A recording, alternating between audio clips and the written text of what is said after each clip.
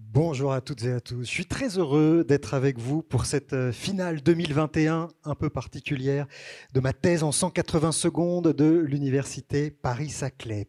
Alors, je remercie d'ailleurs l'ENS Paris-Saclay de nous accueillir dans ce grand amphithéâtre assez vide pour les circonstances. Le président de l'ENS, Pierre-Paul Zaliot, devait faire un discours pour introduire cette soirée. S'il n'est pas encore arrivé, je vous propose que l'on ouvre la séance avec peut-être Sylvie Pommier, qui, elle, est avec nous. Je vous demande de l'accueillir. Sylvie Pommier, vice-présidente adjointe en charge du doctorat de l'Université Paris-Saclay. Alors, pour des raisons sanitaires, je ne vous donnerai pas mon micro, Sylvie. Alors, il faut que vous en ayez un, ou alors vous vous mettez à la tribune, où on va vous en donner un, avec une petite bonnette. Ça, ce sera le leitmotiv de la soirée, ces gestes barrières. Soyez la bienvenue, je vous laisse la parole. Alors, on a dit, thèse en 180 secondes, les discours pas en tellement plus long, Sylvie, je vous ai à l'œil. Oui, merci beaucoup. Alors, on m'a même demandé de faire un discours en 180 secondes, mais alors moi, je le dis tout de suite, j'ai pas eu l'occasion de m'entraîner, j'ai pas eu la formation qu'ont eu nos doctorants, et donc je me lance pas dans cet exercice, mais je vais quand même essayer de le faire rapidement. Alors, je voulais juste dire que ma thèse en 180 secondes, c'est une aventure qui a commencé en 2014 en France, puisque ça existait déjà, je crois, au Canada où ça a commencé. Et on a ici régulièrement, chaque année, fait ces grandes soirées. C'est un moment, un aboutissement. C'est vrai qu'il me semblait que votre micro était peu branché. Alors ça, par exemple, si ça arrivait pendant une présentation de thèse, un incident technique, c'est une des rares raisons pour lesquelles on a le droit de recommencer. Ok. Ah ben ça y est, on entend voilà. maintenant. Allez. Donc c'est parfait. Donc depuis 2014, on fait ma thèse en 180 secondes. Et chaque année, en fait, on a des doctorants qui viennent présenter leurs travaux de recherche. Ce qu'il faut voir, c'est que pour les doctorants, c'est en fait, c'est peut-être 70, 80 doctorants qui chaque année font une formation au cours de laquelle on apprend à évoluer sur une scène, on apprend à prendre la parole en public, à présenter ses travaux de recherche de façon synthétique pour un public varié, divers, vraiment donner un éclairage sur ses travaux de recherche. Donc c'est d'abord ça. Et puis ce moment, cette soirée, c'est un moment aussi extrêmement ludique. Alors là, ce soir, il nous manque l'ambiance survoltée de la salle de Gif sur Yvette, mais on est dans un très très bel amphithéâtre et j'en profite pour remercier l'ENS Paris-Saclay. Et en fait, ça, c'est vraiment quelque chose qui est intéressant et qui aujourd'hui apporte vraiment une visibilité à tous nos doctorants aux travaux de recherche et qui permet de mettre le doctorat, je dirais, en avant tous les ans dans toute la France. Mais c'est aussi un moment très important puisque, au-delà de ce caractère de promotion du doctorat, de mise en visibilité, puis du côté un peu ludique de cette soirée, c'est aussi un moment où on peut parler de science, faire aimer la science à travers les visages des jeunes doctorants. Donc on voit des gens passionnés, dynamiques, enthousiastes pour leurs travaux et qui vont parler à tous les publics. Et là, je dirais aujourd'hui, on n'a jamais eu plus besoin que cette année de parler de science, de faire aimer la science et de partager un petit peu tout ce que vous faites. Donc merci à vous, merci pour ce que vous faites et pour cette belle soirée que vous allez nous donner. Merci à vous, Sylvie Pommier, vice-présidente adjointe en charge du doctorat de l'Université Paris-Saclay. Alors, est-ce que Pierre-Paul Zaliot est arrivé, président de l'ENS qui nous accueille et on est très heureux de cet accueil. C'est à vous, je vous laisse la parole. Oui, bonsoir à tous. Écoutez, effectivement, je me devais de vous accueillir comme étant le responsable de cette école. Je suis particulièrement heureux de le faire. On m'a indiqué qu'il fallait que je fasse l'exercice en 180 secondes. Eh oui. Bien me livrer à l'exercice. Bon, je suis très heureux de vous accueillir à la fois, chère doctorante, doctorant. Je suis évidemment très aussi heureux d'accueillir le jury de cette finale du concours Ma thèse en 180 secondes dans les murs de l'ENS, précisément parce qu'au cœur de l'université Paris-Saclay, il y a une école normale supérieure dont la mission, c'est d'accompagner ses élèves et ses étudiants vers le doctorat et que 80% des normaliens poursuivent en thèse. Et je crois que l'ambition qu'on partage tous et que l'université Paris-Saclay soit un lieu de réinvention du doctorat. Depuis, ça a été dit, alors 2012, oui, enfin sous des formes étrangères en Australie depuis un peu plus tôt, je dirais, ce système de ma thèse en 180 secondes existe pour valoriser les recherches. Je préfère auprès de publics non spécialistes de recherche de thèse, et je préfère dire valoriser que vulgariser. L'idée, je crois, est de témoigner de l'intérêt et de la réalité du travail de recherche qui est conduit par les futurs docteurs. Je crois qu'en France, en particulier, c'est pas seulement pour contrer l'image du doctorant éternel étudiant que ce concours s'est imposé comme extrêmement important. Je crois que ça s'inscrit aussi dans un contexte, mais Sylvie Pommier l'a dit, me semble-t-il, où il fallait imposer la place du doctorat comme diplôme ultime et pour les futurs employeurs comme diplôme qui soit intensément désirable sur le marché du travail. Il se trouve que la France est un pays où, encore aujourd'hui, la diplomation Bac+5, et notamment la diplomation aussi d'école, école d'ingénieur, école de management, est souvent préférée au doctorat. Et c'est donc dans ce contexte-là où il faut renverser cette image et recruter un docteur est même parfois, encore aujourd'hui, perçu comme un risque, alors que c'est évidemment une opportunité. J'ai constaté que la richesse, la diversité, la précision des résumés de vos thèses infirmaient totalement d'ailleurs cette idée. J'y ai retrouvé tous les grands enjeux du temps présent, l'IA et les données, les enjeux sanitaires, agroalimentaires, climatiques, aux grandes questions de la cosmologie. Donc, la France est aussi, et c'est un point qu'il faut avoir à l'esprit, malheureusement, la France est un des pays démocratiques développés où l'essentiel des élites dirigeantes n'a pas de doctorat, n'a jamais été confronté à la recherche. Et cette situation les prépare souvent mal à des situations d'incertitude, sanitaire par exemple, d'autonomie de décision et d'innovation socio-technique. Enfin, la compétition, ma thèse en 180 secondes, c'est un exercice. Alors un exercice joyeux qui incite au partage, à l'émulation, mais c'est un exercice qui a son importance parce qu'il rappelle à tous la nécessité de savoir présenter ce qu'on fait, de savoir le faire de manière concise, vivante, convaincante, d'être capable d'expliquer la science et de la partager avec nos concitoyens. Je crois que c'est un exercice qui présente un enjeu démocratique majeur. Il est indispensable que les doctorants sachent et soient capables de faire comprendre la portée de ce qu'ils font. Et je me souviens moi-même de séminaires aux États-Unis où l'auditoire professoral, après de très brillantes questions, de très brillantes prestations des doctorants, l'auditoire professoral demandait « So what? So what? Why should I care ?» Là, l'exercice MT 180 participe d'un apprentissage de ce qu'on appelle classiquement les soft skills, qui sont des compétences essentielles dans toutes les situations professionnelles, et notamment pour celles et ceux qui se destinent aux carrières académiques où nous savons tous, pour le meilleur et pour le pire, qu'il nous faut toujours et encore convaincre. Voilà, alors merci à tous d'être là, bravo à tous, et puis que le ou la plus convaincante se distingue. Merci. Merci à vous, Pierre-Paul Zaliot, pour votre accueil et puis pour ces discours concis. Je ne sais pas si on était pile en 180 secondes, mais quand même, on était concis. Alors merci. Quelques précisions sur les conditions dans lesquelles cette finale régionale va se dérouler. Contrairement à d'habitude, eh bien, la salle est quasiment vide, hein, pratiquement pas de public ce soir, mais les internautes, on l'espère, sont nombreux derrière leur ordinateur pour vous regarder. Alors, les présentations vont se faire à huis clos. Nous sommes dans un amphi de 500 places. Chaque candidat avait le droit de convier un accompagnateur. Donc dans la salle, puisqu'il y a 15 candidats, il y a maximum 15 accompagnateurs en plus de ces 15 candidats. Il y a le jury et puis il y a une équipe technique réduite. Bref, dans cet amphi de 500, nous sommes une bonne quarantaine.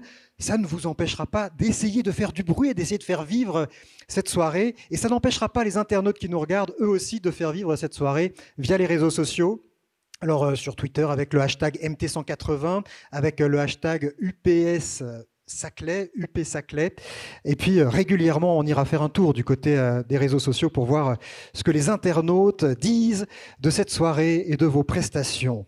La règle du jeu, elle, ne change pas malgré les circonstances. Les 15 doctorants dans cette salle vont avoir pour mission de présenter leur thèse en 3 minutes. 3 minutes, pas une seconde de plus, contrairement aux discours qui ont précédé. Il y aura le chronomètre. S'il dépasse, eh bien, ils sont éliminés. La règle est absolument implacable.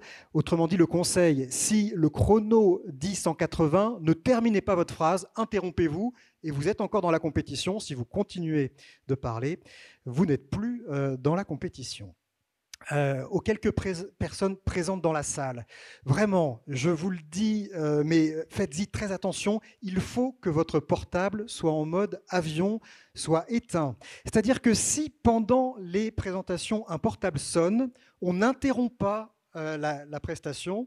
Donc vous vous expliquerez après avec le candidat que vous avez perturbé avec votre téléphone portable. Vraiment, mettez-le en mode avion ou éteignez-le carrément. Mais en tout cas, ça ne sera pas un motif pour recommencer si jamais un portable sonne. En revanche, si un projecteur s'écroule, si la lumière s'éteint, s'il y a un vrai problème technique, là, le candidat sera autorisé à recommencer. Voilà pour les règles du jeu.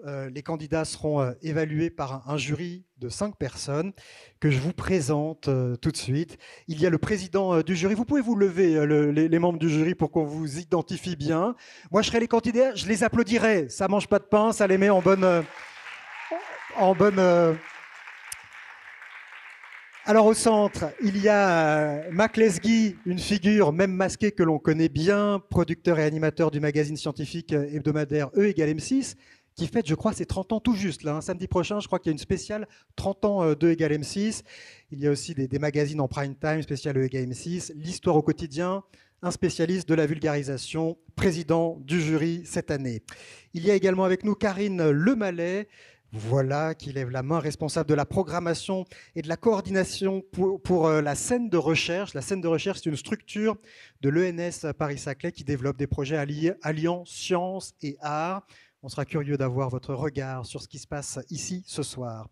Hervé Doll également avec nous, un petit signe de la main. Hervé, astrophysicien, professeur de l'université Paris-Saclay, grand habitué de ma thèse en 180 secondes. Chaque année, il est dans le jury, un coup en tant que président, un coup en tant que membre.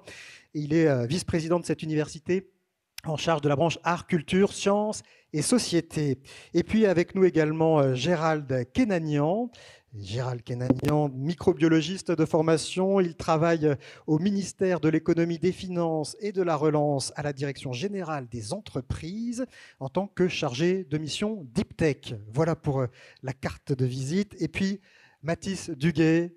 Voilà, Mathis Duguay, c'est le plus jeune et pour cause. Alors, il est chimiste et c'est le vainqueur. L'année dernière, vous étiez sur scène comme candidat et c'était le grand chelem pour vous puisque vous étiez à la fois, vous aviez eu le premier prix du jury et puis le prix aussi du public qui avait voté pour vous. Donc aujourd'hui, vous êtes du côté, vous avez franchi la barrière, le Rubicon, vous êtes du côté du jury. On aura l'occasion pendant cette soirée de venir vous rendre visite et de vous poser quelques questions. Le vote du public, vous qui nous regardez, vous pourrez voter, je vous indiquerai comment, à la fin de cette soirée, vous pourrez voter. Le vote est honorifique, il n'est pas qualifiant, mais il est important, évidemment. Donc on compte sur vous pour voter en nombre. Les 15 finalistes de ce soir, à votre tour, peut-être, je ne sais pas si vous vous levez ou vous restez assis, en tout cas, je vais énumérer vos noms, et puis la caméra va vous filmer, vous pourrez faire un petit signe de la main pour qu'on vous identifie. Alors il y a, et puis en même temps, on peut les applaudir, je pense, pour leur donner du courage. Il y a Victor Pellegrin, Catherine Autain, Thomas Brouard, Marie Pinel, Cécile Grasset, Alison Ducio, Clara Marino, Juan Boussetta, Caroline Laborde, Jean-Baptiste Scollan, Roxane Taleb, Marion Salomé, Hélène Brett, Hugo Guérin et Valentin Sauvage. Bienvenue à tous les 15. La compétition va pouvoir commencer. Alors, l'ordre de passage, c'est un tirage au sort, parce qu'évidemment, ce n'est pas exactement pareil quand on passe le premier ou le dernier, c'est un tirage au sort. Et le tirage au sort a désigné comme premier candidat Victor Pellegrin. Venez donc me rejoindre.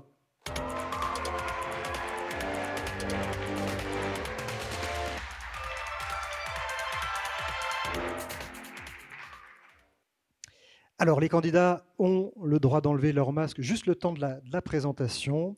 Les micros sont désinfectés entre chaque présentation. Victor Pellegrin, le titre de votre thèse, apprentissage profond et connaissances métiers pour le monitoring et le diagnostic de défaillance à partir de données hétérogènes et complexes. Est-ce que vous êtes prêt, Victor? Je suis prêt, Daniel. Donc, c'est à vous que revient le droit de déclencher le chronomètre quand vous le souhaitez. Qui, parmi vous, a déjà subi une panne de machine à café le matin avant de partir travailler? C'est contrariant, n'est-ce pas? Eh bien, lorsque c'est votre réacteur d'avion qui tombe en panne, je vous assure que c'est encore plus contrariant. Pour éviter cela, les techniciens réalisent des maintenances sur leurs appareils. Mais quand réaliser ces maintenances? Attendons la panne pour réparer, diront certains. Pas sûr que les passagers de notre avion soient de cet avis. Eh bien, prévoyons des contrôles plus réguliers dans ce cas. C'est une option, mais ces contrôles sont coûteux et pourront se traduire par une hausse du prix des billets d'avion. Non, l'idéal, c'est de réaliser ces maintenances seulement lorsque c'est nécessaire, c'est-à-dire lorsqu'on détecte un comportement anormal de notre appareil. C'est pour cela que je réalise une thèse en apprentissage automatique. Concrètement, je construis des modèles mathématiques appelés réseaux de neurones artificiels, qui s'inspirent des connexions synaptiques dans notre cerveau. À partir de ce modèle et d'un historique de données sur mon réacteur, mon ordinateur va être capable de reconnaître par la suite si ce réacteur fonctionne bien ou pas. Un peu comme un enfant à qui on montre des photos de chiens et de chats et qui va apprendre à différencier les deux avec le temps. Généralement, ces modèles ont besoin de beaucoup de données pour être performants. Et ça tombe bien. J'ai énormément de capteurs sur mon réacteur me donnant des informations comme la pression ou la température à chaque seconde. J'ai tellement de données que j'ai également des comptes rendus écrits de techniciens parlant des maintenances précédentes et même des photos de mon réacteur prises au cours du temps. Bref, des données de tout type, de toute modalité. Le problème, c'est que si certains modèles fonctionnent très bien pour traiter des nombres et que d'autres sont très performants pour gérer des images ou du texte, fusionner les différentes modalités est moins bien maîtrisé. Alors, en quoi est-ce un problème? Ne pourrais-je pas utiliser seulement un type de données? Pour comprendre cela, imaginez-vous en train de marcher sur une plage, seul, les pieds dans l'eau. Vous observez autour qu'il n'y a rien d'autre que vous sur cette plage. Paradisiaque, n'est-ce pas?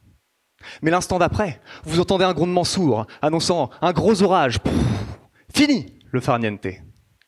Aucune de ces deux informations, prises seules, ne vous annonce un véritable danger immédiat, que ce soit la vision d'une plage déserte ou le son du tonnerre. Mais la prise en compte des deux modalités à la fois, grâce à votre cerveau, vous implore de vous mettre à l'abri afin de ne pas jouer le rôle d'un paratonnerre et ainsi d'être foudroyé. Eh bien, le but de ma thèse, c'est précisément de reproduire ce rôle de fusion du cerveau humain, utile et complexe, à l'intérieur de mon réseau de neurones artificiels, afin de lier nombres, textes, images, et ainsi détecter plus efficacement des défaillances dans un réacteur ou un autre appareil. Ce type de modèle permettrait une fiabilité améliorée dans tous les secteurs de l'industrie possédant des appareils sensibles, comme l'aéronautique, le nucléaire, et serait même utilisé pour l'aide au diagnostic médical. Mais attendez, je vais vous parler de tout ça en détail autour d'un bon café. Ah bah, non du coup.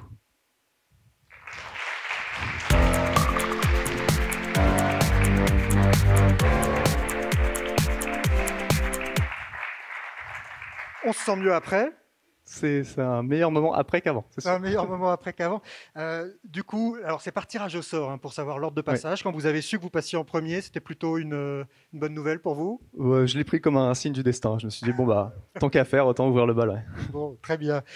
Ces machines, parfois, on s'inquiète un peu. On pense qu'elles vont prendre le pouvoir. C'est quelque chose qui, vous qui êtes un peu dans le domaine, ça vous amuse ou vous vous dites, effectivement, il y a un risque qu'un jour, ces machines prennent le dessus sur l'humanité?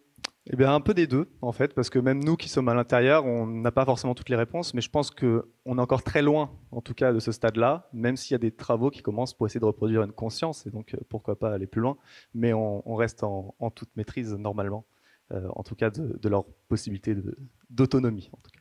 Très bien, merci Victor. Merci vous êtes soulagé, vous allez pouvoir profiter du spectacle tranquillement.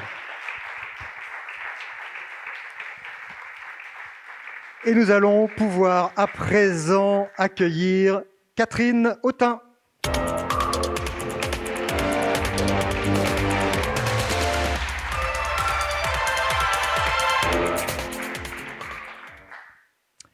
Le petit rituel, on dépose le masque. Bonjour. Bienvenue Catherine, bienvenue à vous. Alors le titre de votre thèse, caractérisation de l'effet neuroprotecteur de la délétion partielle de GSK3 dans différents modèles de dégénérescence rétinienne. C'est ça, Catherine, est-ce que vous êtes prête? je suis prête. Alors vous déclenchez le chronomètre quand vous voulez.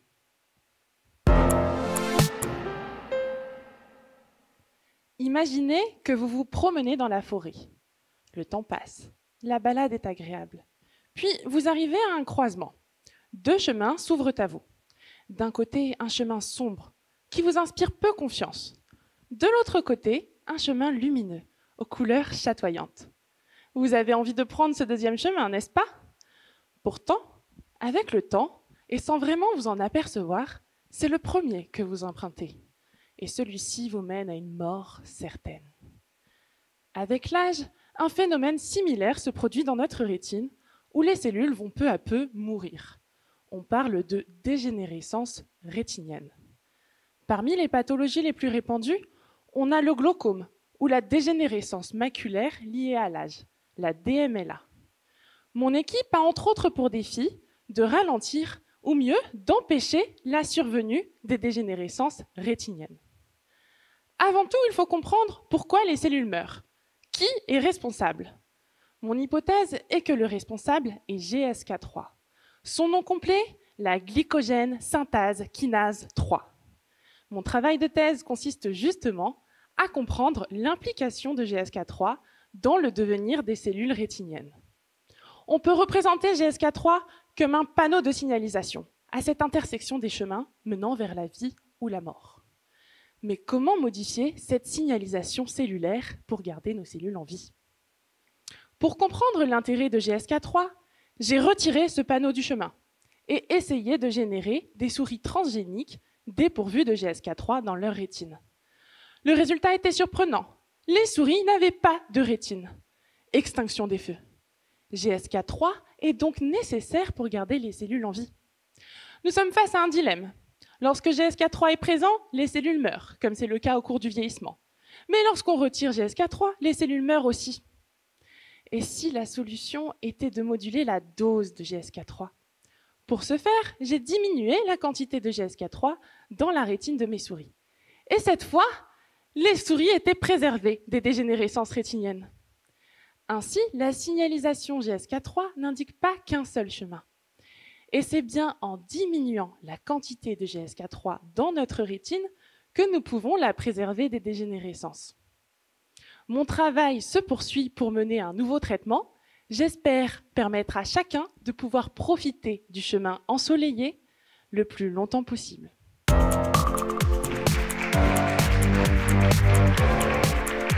Ah, vous étiez large, hein? Vous aviez encore 15 secondes, je crois, là. Pourtant, vous n'avez pas parlé très vite, mais vous vous étiez laissé le temps comme ça pour être confort? 180, j'ai pas dépassé. Oui, ah ben ça c'est sûr, je vous le confirme, je vous le confirme.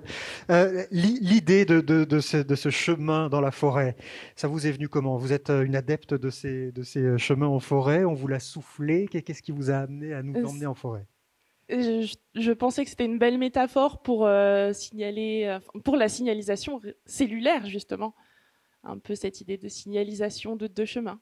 D'accord. C'est pas parce que vous aimez vous balader en forêt particulièrement finalement? Pas plus que ça. Mon lieu de travail est entouré de forêts. Ça a beaucoup aidé. Ah ben voilà, ça aide. Très bien. Quand on parle de promesses comme ça, on est à quelle échéance? C'est-à-dire que là, si ça fonctionne, ce qu'on vous souhaite évidemment, c'est un traitement pour dans 5 ans, pour dans 10 ans, c'est encore plus lointain que ça? On aimerait dans 5 ans, dans 10 ans, pas plus loin. D'accord. C'est à cette échéance-là que ça se joue. C'est-à-dire que dans 5 ans, on pourrait déjà voir de nouvelles thérapies grâce à ces recherches. Oui, c'est même actuel en fait. C'est formidable. Oui. Eh ben, bravo, merci à vous. Vous pouvez regagner votre place. Allez, Thomas Brouard vient nous rejoindre.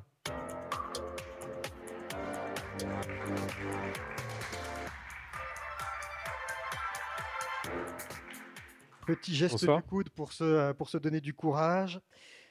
Alors, titre de votre thèse, Thomas, analyse et modélisation technico-économique d'une évolution des zones de prix du système électrique européen. Thomas, est-ce que tout va bien? Est-ce que vous êtes prêt? Oui. Alors vous déclenchez le chronomètre quand vous voulez.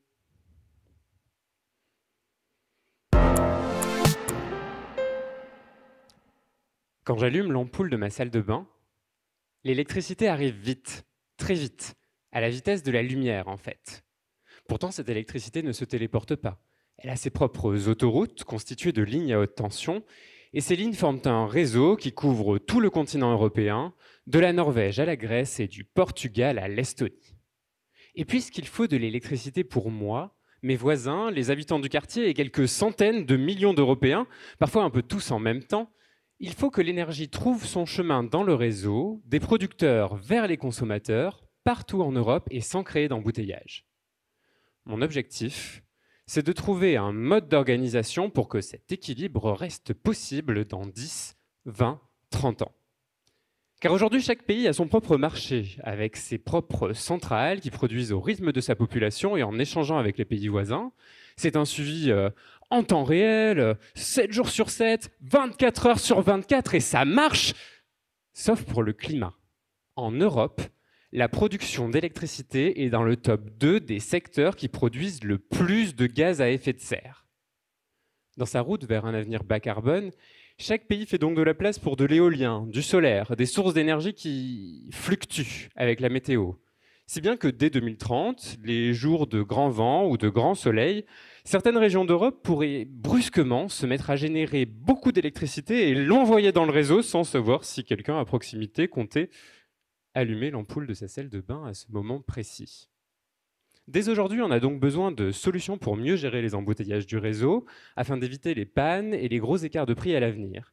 Et ce qui m'intéresse, c'est ce qu'il se passe quand on change d'échelle. On peut gérer l'approvisionnement plus localement sur des régions pour mieux tenir compte des embouteillages. Ou au contraire, on peut le gérer à plus grande échelle, plusieurs pays peut-être, pour aider les industriels à mieux se coordonner pour développer des sources d'énergie bas carbone. Et la solution peut être un subtil mélange de local ici et de global ailleurs. Et puisque les industriels, les scientifiques et les institutions publient chaque année des hypothèses sur ce que seront la production, la consommation et le réseau de l'Europe du futur, il ne tient qu'à moi de confronter leurs projections aux aléas du direct. Certains outils me permettent donc de vérifier que l'électricité pourra circuler sans encombre dans le réseau, même dans des conditions critiques de production et de consommation. D'autres, de modéliser la façon dont les centrales électriques de toute l'Europe pourront se relayer pour répondre à la demande en continu. Et en faisant dialoguer ces différents types d'outils, je vérifie si des changements d'échelle judicieux pourraient aider à mettre concrètement l'Europe sur la voie de ses objectifs de transition énergétique. C'est en cela que ma thèse contribue à mettre une électricité propre et accessible à tous dans l'ampoule de ma salle de bain du futur.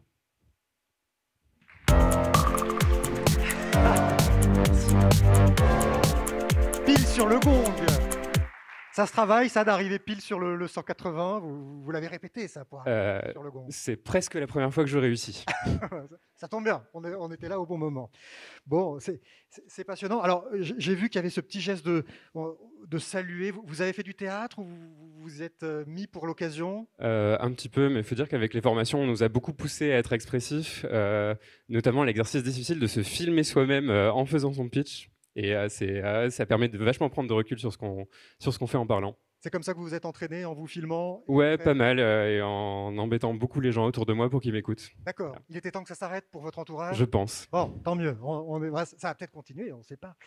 Une petite question. Je me demandais en vous regardant, et la partie stockage de l'énergie, elle ne fait pas partie de la solution aussi pour gérer tous ces flux d'énergie? Est-ce qu'il ne faudra pas, alors c'est peut-être moins votre domaine, mais est-ce qu'il ne faudra pas aussi en stocker? Et effectivement, oui, et c'est très complémentaire à certaines questions que je regarde. Mais justement, le stockage peut s'insérer à plusieurs endroits dans cette chaîne-là, production, consommation et réseau entre les deux. Par exemple, on peut faire des espèces de lignes de réseau virtuelles avec des outils de stockage. Donc au final, il y a une partie des questions dont je parle qui sont assez permanentes. Voilà. Très bien. Merci à vous, en tout cas. Merci beaucoup.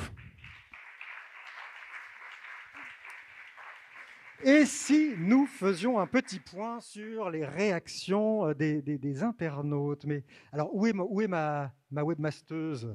Je l'ai perdue. Elle est là. Salma est là. Alors, comment ça se passe? Alors, écoute Daniel, du côté des internautes, on est déjà plus de 800 personnes entre Facebook et YouTube. 800 personnes qui nous suivent. Bon, a priori, ils sont bienveillants, ils font des réflexions? Oui, nos doctorants reçoivent beaucoup de compliments. Donc, on a des bravo Victor, bravo Catherine et Thomas, beau timing pour les trois. Chacun a sa petite team de supporters, de ce que je peux voir devant moi. Et beaucoup disent effectivement avoir très bien compris leur petit sujet de thèse. Donc jusqu'ici, vous êtes clair et vous êtes plébiscité, pourvu que ça dure. Allez, on va continuer. Et puis évidemment, les internautes peuvent continuer à réagir sur les réseaux sociaux. Alors il y a Twitter, mais il y a aussi YouTube. Salma, quels sont les réseaux sociaux sur lesquels ça réagit exactement? On est sur YouTube et Facebook. YouTube Oui. et Facebook. Et puis Twitter aussi, me semble-t-il, pour les réactions des internautes. Très bien. Eh bien, vous continuez à réagir et on continuera à suivre un peu vos commentaires. J'appelle à présent sur scène Marie Pinel. C'est à vous.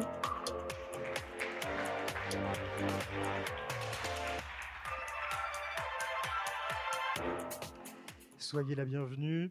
Alors, le titre de votre thèse, la contribution des outils et dispositifs numériques aux objectifs de développement durable via une analyse des processus d'innovation dans les clusters agricoles et agroalimentaires. C'est ça. Ça n'est pas le plus long des titres de thèse que nous aurons ce soir. Je vous laisse vous installer bien au centre, face au chronomètre. Est-ce que vous êtes prête? Je suis prête. Eh bien, vous déclenchez le chrono quand vous voulez. Bonjour, je m'appelle Maurice. 64 ans et je suis éleveur de vaches laitières dans le Cantal de père en fils. Un peu cliché, n'est-ce pas? Tout comme il serait cliché de dire qu'agriculture et numérique ne font pas bon ménage. Car en effet, Maurice est beaucoup plus connecté que vous ne pouvez l'imaginer.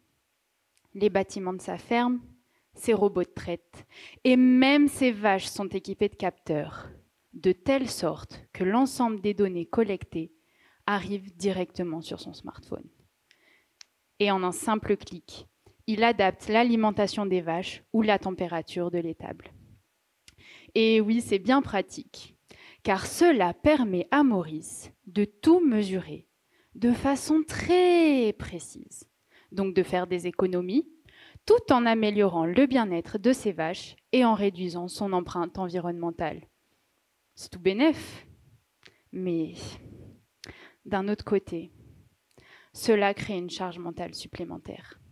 Imaginez recevoir une alerte en pleine nuit vous signalant que vos vaches n'ont plus assez d'eau. Et le droit à la déconnexion alors? Sans compter que le numérique, ça coûte cher. Aussi bien en argent pour s'équiper qu'en temps pour apprendre à s'en servir.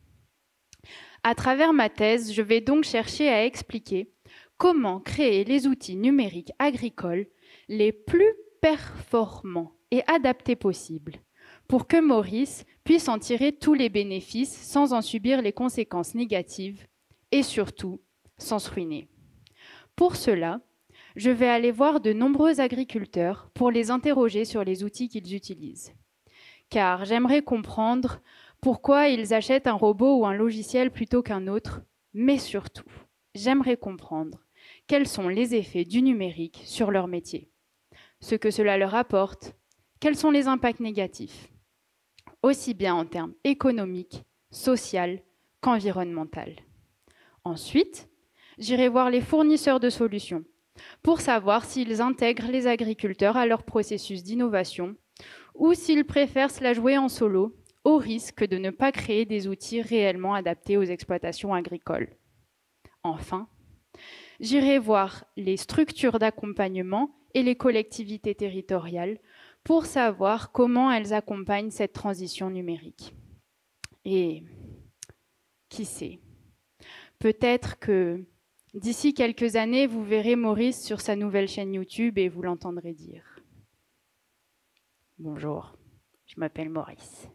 70 ans et aujourd'hui j'habite à Ibiza. J'élève à distance des vaches laitières dans le Cantal grâce à ma ferme 100% connectée.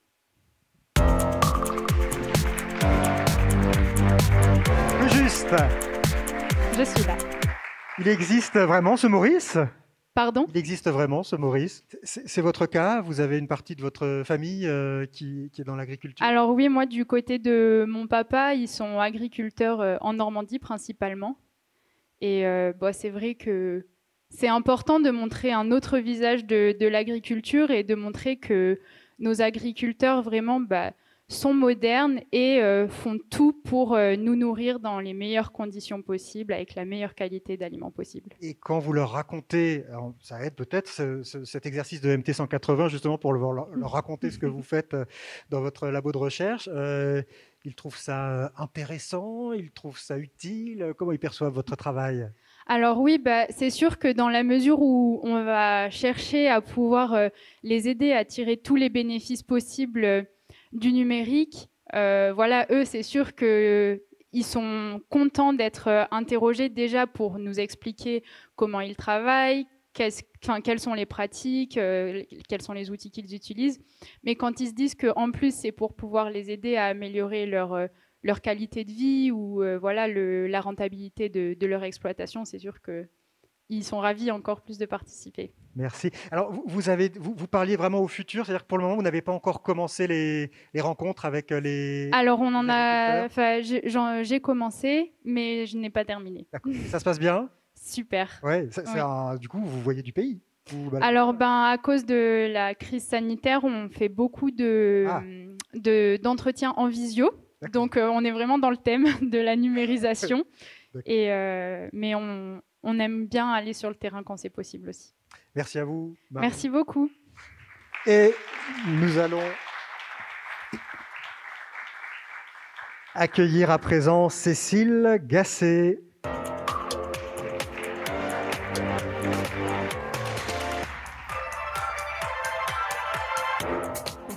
Bonsoir, on dit Gasset ou Gasser? Gasser. Gasser, voilà, Oui. ça m'évitera de faire l'erreur tout le long de la soirée. Cécile Gasser, le titre de votre thèse, Régulation du métabolisme carboné chez Streptococcus thermophilus.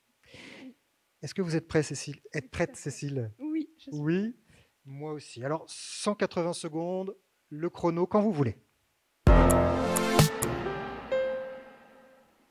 Saviez-vous que tous les jours, vous mangez des bactéries? Oui, mais attention, hein, des gentilles bactéries. En effet, dans chacun de vos frigos se trouvent des petits pots qui renferment des milliers et des milliers de micro-organismes. Et oui, le yaourt est un aliment étonnamment vivant dans lequel les bactéries fermentent le lait pour donner le goût, les arômes et la texture du yaourt. Laissez-moi vous parler de l'une d'entre elles, Streptococcus thermophilus. Voilà 5000 ans que cette demoiselle vit dans le lait. Autant vous dire que le lactose, le sucre naturellement présent dans le lait, elle en raffole. Et puis un jour, nous les hommes, on a mis Streptococcus thermophilus dans un pot avec du lait et on inventa le yaourt. C'est simple, non? Mais pour lui donner son petit goût sucré qu'on aime tant, on peut aussi rajouter du saccharose. Vous savez, le sucre que vous mettez dans votre café. On peut aussi y mettre des morceaux de fruits qui contiennent d'autres sucres comme le glucose ou le fructose. Alors voilà que ma bactérie, qui jusqu'alors évoluait dans un environnement exclusivement composé de lactose, se retrouve dans mon yaourt entourée d'une multitude de sucres. Ce que j'ai vu dans ma thèse, c'est que, non contente de manger le lactose comme elle le fait depuis 5000 ans, ma bactérie va aller dévorer les sucres que j'ai ajoutés dans mon yaourt. Mais si c'est ma bactérie qui mange les sucres du yaourt, ça en fera moins pour moi, pour nous, consommateurs. Ça ne m'arrange pas beaucoup, cette histoire. Dans ma thèse, j'ai donc pour mission de comprendre pourquoi ma bactérie est si gourmande. Pour cela, je suis son régime alimentaire à la loupe. Je regarde quel sucre elle mange, à quelle heure de la journée. Est-ce qu'elle les mange ensemble ou séparément? Puis, je fouille son ADN à la recherche de petits indices qui me permettraient de comprendre pourquoi ma bactérie est si vorace. C'est ainsi qu'en jouant avec les différentes associations et quantités de sucre de mon yaourt, j'ai découvert que ma bactérie avait mis en place au cours de son évolution un système de régulation très subtil de son alimentation. De cette façon, cette fan de gourmandise s'assure d'utiliser les meilleurs sucres de son environnement, lui permettant ainsi de maintenir une forme olympique. Une fois que ma bactérie m'aura livré tous ses secrets, je pourrai lui établir un programme d'entraînement spécial grâce auquel elle reviendrait vers une utilisation exclusive du lactose pour me laisser, à moi, à vous, consommateurs, le plaisir de savourer tous les sucres du yaourt.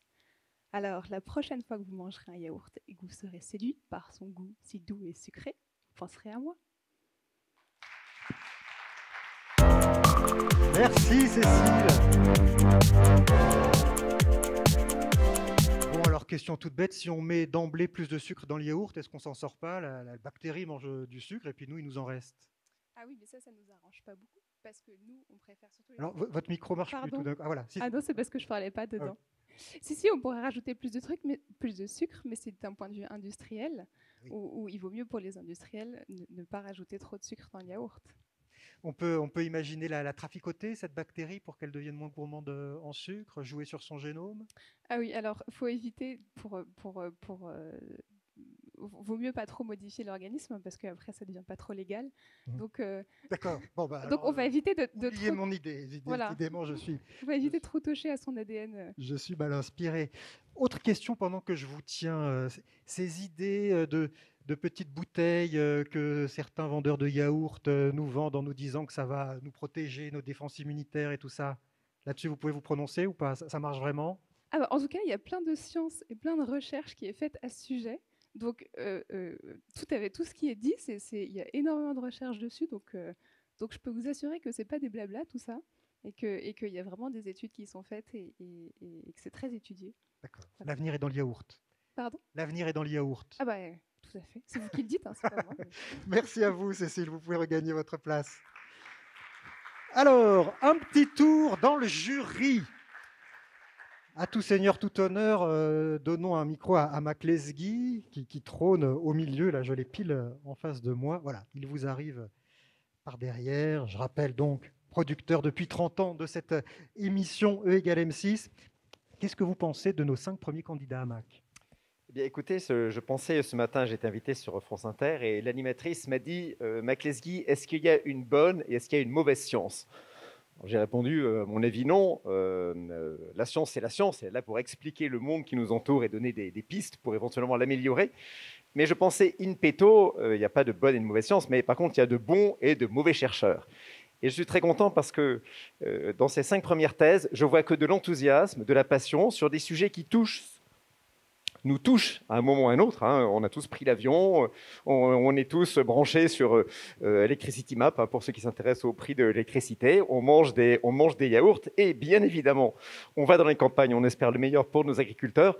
Donc ce sont des sujets qui nous touchent avec des perspectives à chaque fois enthousiasmantes et donc je passe un excellent moment. Et pour l'instant, je remercie les 5 premiers et sûrement j'aurai l'occasion de remercier les 10 suivants dans quelques minutes. Oui, merci. Et en les voyant, vous avez là peut-être aussi votre carnet d'adresses qui s'allonge parce que pour les prochains reportages, vous avez comme on dit dans le milieu, des bons clients là. Mais vous ne croyez pas si bien dire parce qu'il y a une thèse dont j'aurais bien aimé avoir effectivement le thésard sous la main il y a quelques mois et il y en a 2 autres qui correspondent exactement à des reportages que je suis en train de préparer. Donc voilà. Je fais mon carnet d'adresses effectivement. Et ben voilà, ça fera partie du panier de la ménagère. Ils repartiront avec des invitations télé. Karine Mallet à vos côtés, bonjour à vous, responsable de la programmation et de la coordination pour la scène de recherche. C'est une structure ici à l'Université Paris-Saclay qui développe des projets alliant science et art. Alors je ne sais pas si vous considérez que ce à quoi on assiste ce soir, c'est un peu une alliance de la science et du théâtre au moins. Oui, alors déjà félicitations à tous et moi c'est génial parce que moi je suis total néophyte sur le côté scientifique, donc du coup j'ai découvert parce que je commençais à lire un peu les sujets, j'étais oh là là, je vais rien comprendre. Ah oui, les sujets de thèse, le titre ça fait peur un petit peu au départ. Oui, quand même un peu. Et en fait c'est génial parce que du coup je ressors en ayant plein d'idées aussi. Alors c'est vrai que après il y a beaucoup de choses de fils qui sont déjà tirés parce que comme vous l'avez dit sur la scène de recherche on travaille cette relation et tous les projets qu'on accompagne en fait sont à la fois des compagnies de théâtre qu'on a en résidence. On a aussi une partie formation, donc on travaille aussi avec des étudiants de différents départements qui eux vont travailler avec des artistes, mais nos artistes aussi en résidence travaillent avec différents départements de l'ENS et du plateau de Saclay. Donc du coup que ce soit neurospin, voilà sur les neurones miroirs, tout ce qu'on fait. Donc il y a déjà un lien qui est déjà très fort ancré sur la scène de recherche. Et là, du coup, ça me permet de découvrir d'autres talents. Et de voir aussi les liens qu'on pourra tirer avec eux. Voilà, encore des projets qui sont en train de naître ce soir. Et puis, Mathis Duguay. Alors, il a une position intéressante, Mathis, puisque, je le disais en présentant le jury tout à l'heure, vous étiez là l'année dernière, c'était juste avant qu'on annonce le confinement, c'était il y a un an tout juste, donc c'était juste avant qu'on annonce le confinement, et vous aviez remporté haut la main cette finale Mathèse 180 secondes de Paris-Saclay, puisque vous aviez été désigné premier prix par le jury, et puis aussi par le public qui était là. Qu'est-ce qui est le plus stressant, qu'est-ce qui est le plus agréable, d'être sur scène à présenter sa thèse ou de devoir évaluer les doctorants? Ok, question piège. Bon, déjà, bravo aux 5 premiers et je suis sûr que les suivants iront très bien. Je dirais même que je serais plus à l'aise à être sur scène que là dans le jury à écrire à toute vitesse des commentaires qu'on pense pas vraiment parce qu'on veut pas dire des trucs négatifs, mais on veut pas dire des trucs trop positifs parce qu'on en a 15 à juger, etc. Donc c'est un peu difficile.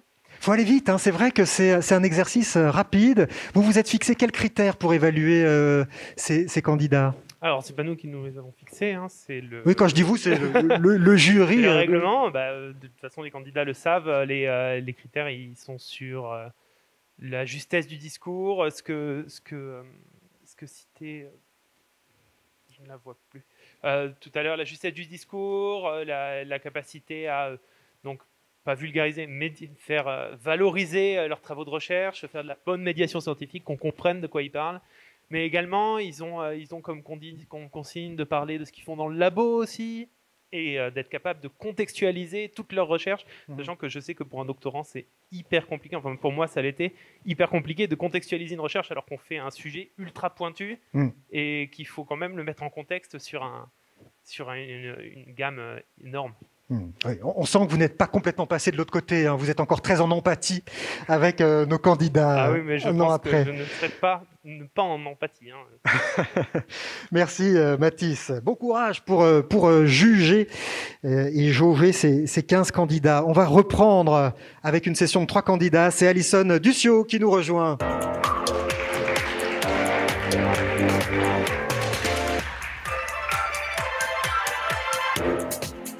Alison, soyez la bienvenue. Le titre de votre thèse, quelle prospective et quelle modalité nutritionnelle dans le cadre d'une transition proflexitarienne de l'alimentation en France? Analyse des leviers et freins nutritionnels et diététiques à la diminution de la consommation de viande. Est-ce que vous êtes prête, Alison? Je suis prête, Daniel. Bon, eh bien, le chrono attend votre top.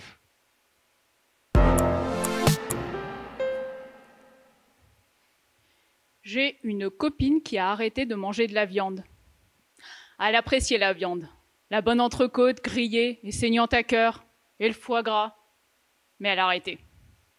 Et vous savez quoi? Depuis, elle a le teint blême, les muqueuses blanches, essoufflée après avoir monté l'escalier.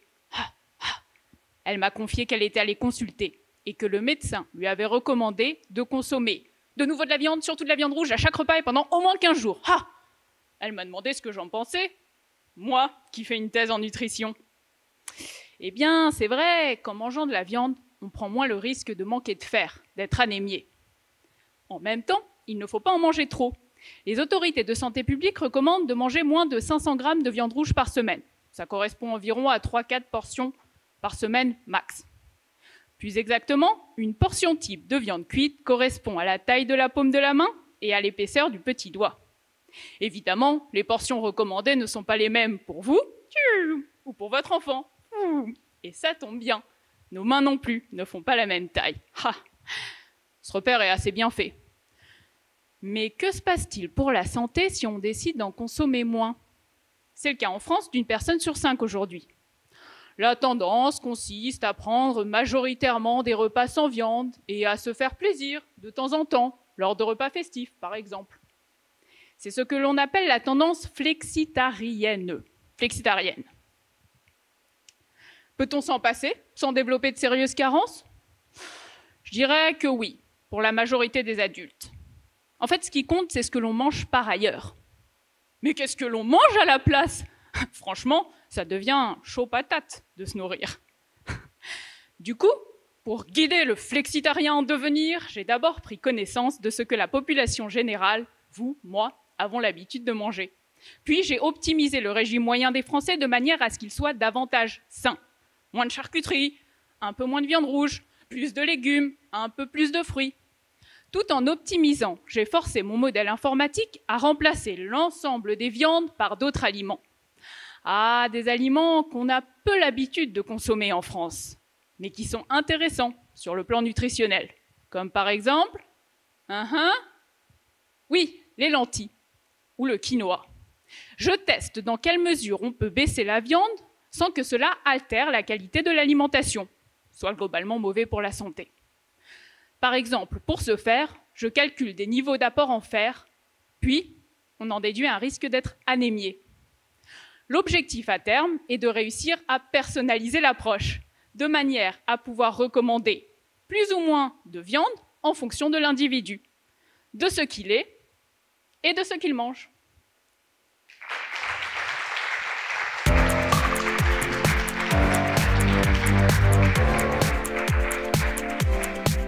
Merci Alison, on se sent toujours mieux une fois que c'est passé. Hein. On sent à votre sourire que vous êtes contente que ça se soit passé et bien passé. C'est un sujet, on imagine, à chaque fois que vous devez dîner ou déjeuner, en ce moment c'est plus rare, mais avec des amis, on imagine que votre sujet de thèse doit enflammer la table. Non, tout le monde a un avis sur ce qu'on devrait manger, ce qu'on ne devrait pas manger. Oui, c'est un sujet d'une actualité assez prégnante. En fait, je constate qu'il y a de plus en plus de personnes qui décident de réduire leur viande ou la consommation de viande, ou même qui l'ont déjà fait. Il y a un faisceau d'arguments qui convergent en faveur du flexitarisme. Ça peut être dans l'espoir de vivre plus longtemps en meilleure santé, mais aussi pour des raisons éthiques ou de bien-être animal, pour préserver la planète. Donc, ouais. Qu'est-ce qui vous a, poussé à travailler sur ce sujet ? Bon, c'est une histoire personnelle après avoir travaillé dans les abattoirs pendant quelques années. On prend un peu de recul et c'est vrai qu'on a envie de réfléchir sur ces problématiques de viande et les enjeux pour la santé. Voilà. D'accord. Ah oui, c'est comme ça que vous êtes venu à vous interroger sur notre consommation de viande. Il y a cette amie aussi, hein. Elle n'a pas suivi les recommandations du médecin, du coup. Hein. Oui. Elle existe vraiment, cette amie, ce n'était pas un artifice de mise en scène? Non. Très bien, bon, super. Vous vous êtes entraîné beaucoup pour cette présentation, justement, devant vos amis, vous avez répété devant eux? Oui, ça a suscité de nombreuses questions pour les flexitariens. Très bien, merci à vous. Merci.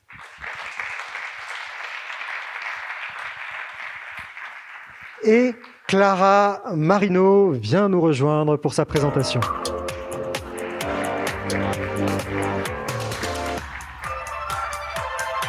Bonjour Clara. Bonsoir. Votre thèse s'intitule « Évaluation de différents scénarios d'impact des invasions biologiques dans un contexte de changement climatique ». Clara, est-ce que vous êtes prête? Oui. C'est à vous de lancer le chronomètre quand vous voulez.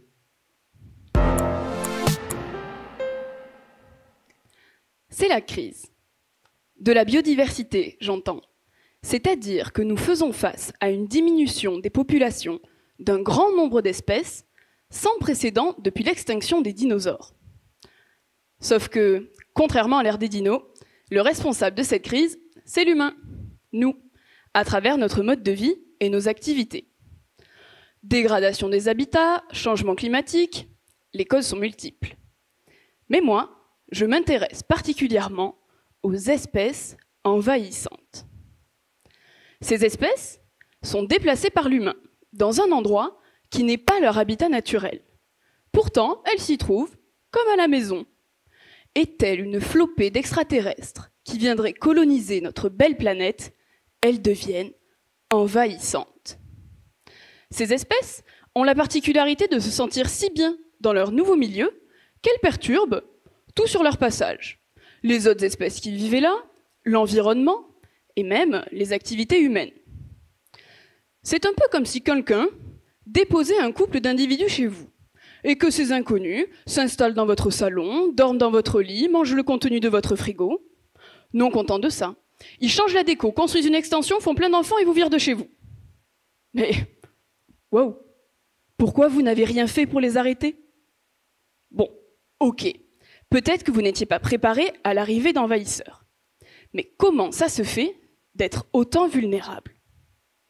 Eh bien, mon travail, c'est d'étudier ces fragiles individus qui, comme vous, se font victimiser par les espèces envahissantes.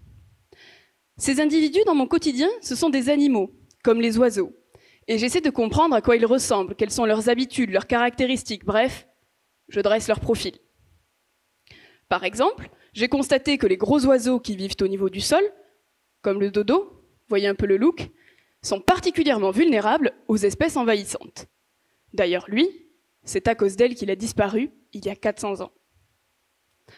Ensuite, une fois que je sais à quoi il ressemble, j'essaie de prévoir ce qu'il adviendrait si ces animaux, victimes aujourd'hui, disparaissent demain. Pour cela, je réalise des modèles statistiques analysant l'ensemble des invasions du monde afin d'estimer leurs impacts sur l'environnement. En fait, c'est comme si j'étudiais le couple qui vous a délogé et que je regardais s'il aura le même rôle dans la société, les mêmes activités, les mêmes avis que vous, ou non. Enfin, ma thèse est l'occasion de voir si nous pouvons atténuer la menace que représentent les espèces envahissantes en simulant de possibles mesures de prévention ou de contrôle. À moi de trouver les meilleures solutions pour que mes fragiles animaux ne terminent pas comme ce gros dindon.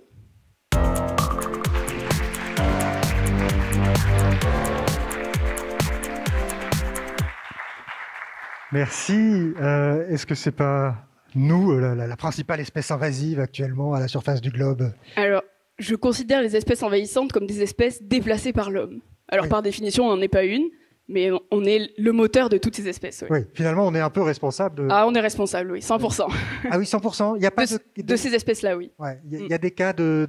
Est-ce que c'est arrivé qu'on arrive à se débarrasser d'une espèce invasive? Oui, bien sûr, ça arrive dans des endroits plutôt petits comme des îles. Dans des îles où il n'y avait pas beaucoup de population humaine, on a réussi à éradiquer des populations entières de rats, de chats, par exemple. On s'y est pris comment? C'est assez violent. Hein. Oui, ça consiste le remède est... le remède est pire que... enfin, il n'est pas terrible, mais c'est par empoisonnement ou alors contrôle des populations. Si c'est des gros individus comme des cochons, par exemple, ce sera par la chasse. Voilà. Alors, vous modélisez, c'est facile de prévoir l'évolution du vivant en modélisant. On imagine que le vivant est une matière plus difficile à appréhender, par exemple, qu'un système climatique ou météorologique. En fait, on utilise les modélisations climatiques pour modéliser ensuite la présence des espèces vivantes sur la planète. Donc, c'est pas tellement facile, mais on se sert aussi de prédictions pour faire d'autres prédictions. Voilà, c'est beaucoup d'hypothèses, mais c'est intéressant quand même de voir ce que ça donne. Merci à vous. Merci beaucoup. Et voilà que vient nous rejoindre Juan Buceta, et il me dira si je prononce bien son nom. C'est à vous, venez donc.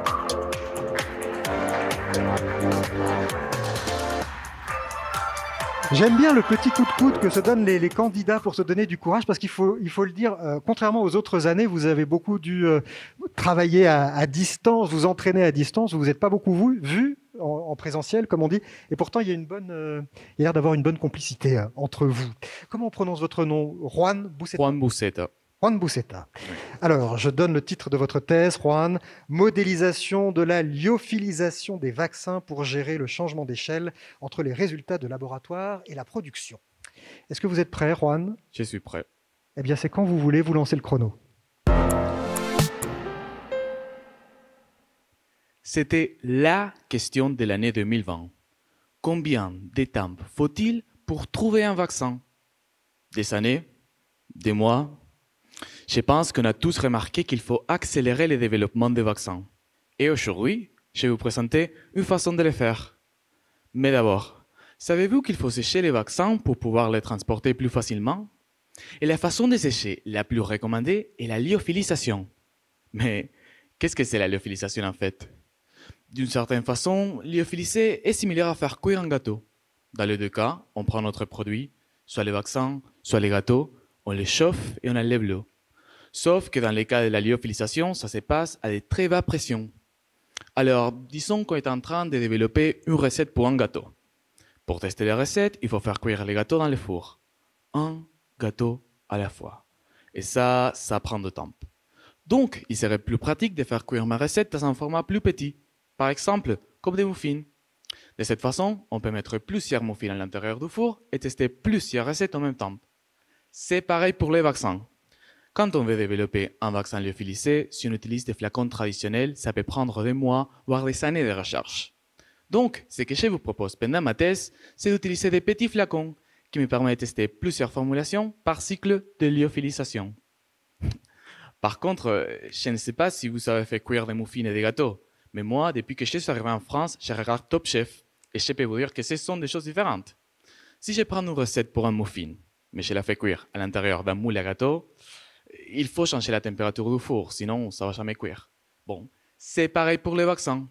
Une fois qu'on trouve la meilleure formulation avec les petits flacons, il faut changer la température et la pression pendant la lyophilisation pour avoir les mêmes résultats avec les grands flacons qui sont utilisés à l'échelle industrielle pour la production des vaccins. Mais comment on peut savoir quelle est la bonne température et pression pour la production des vaccins? Bon, ce que je vous propose, c'est d'utiliser des équations qui décrivent les transferts de chaleur et matière pendant la lyophilisation. Avec ces équations, je peux prendre les résultats des petits flacons et les traduire mathématiquement en des résultats dans des grands flacons. Et donc, trouver la bonne température et pression pendant la lyophilisation pour la production de mes vaccins seulement avec quelques équations mathématiques. C'est comme ça qu'on va pouvoir accélérer le développement des vaccins lyophilisés. Ces vaccins sont plus faciles à transporter et n'ont pas besoin de super frigos qui coûtent très très cher. Et donc, on va pouvoir les ramener dans des pays moins développés qui ont moins de ressources économiques. Parce que nous tous, on a le droit à la santé.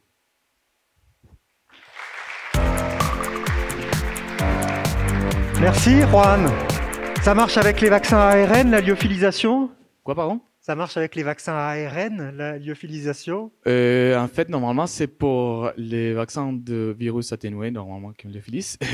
Justement, comme on ne sait pas trop qu'est-ce qui se passe avec les ARN, est-ce qu'on doit les transporter à des températures très très basses? Ah oui, parce que là, on parle de vaccins qui doivent se transporter avec des températures très très basses, mais on imagine que ce serait formidable de pouvoir utiliser ce mode de transport-là pour ces vaccins-là. Justement, oui, surtout parce que, bien sûr, on est plus habitué en ce moment d'avoir des vaccins lyophilisés. C'est la plupart des vaccins. On essaye toujours de les transporter de cette façon.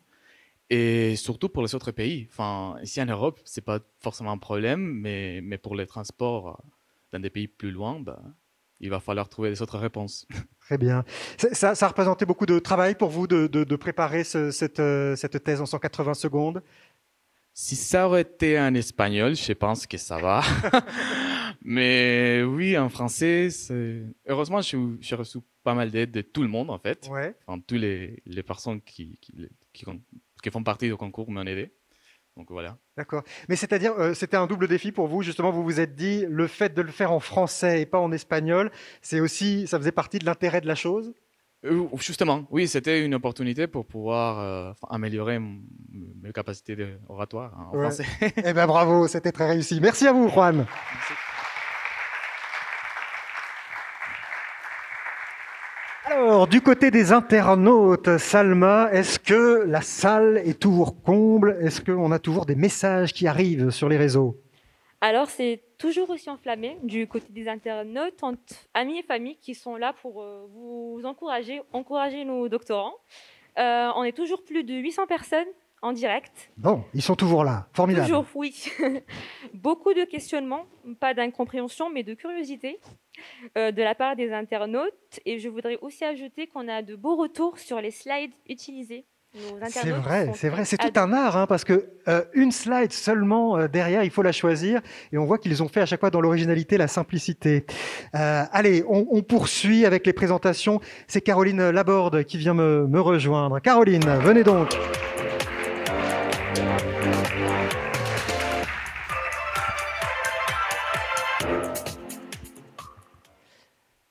Alors, je lis l'intitulé de votre thèse, Caroline, « Territoire et perte d'autonomie fonctionnelle des personnes âgées ». Vous pouvez retirer votre masque comme vous voulez, comme vous voulez. Alors, si vous voulez le garder, je ne vous oblige pas, mais en tout cas, vous avez le droit de le retirer comme les autres.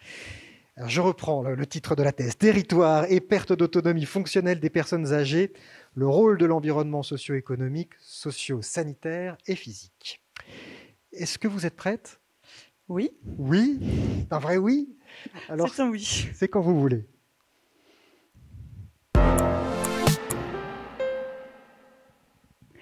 Imaginez une ville où tout est accessible à pied, en quelques minutes. Pas besoin de voiture pour faire ses courses. Imaginez une ville avec de nombreux bancs pour se reposer, discuter entre amis. Une ville avec des espaces verts où l'on peut marcher, faire du sport.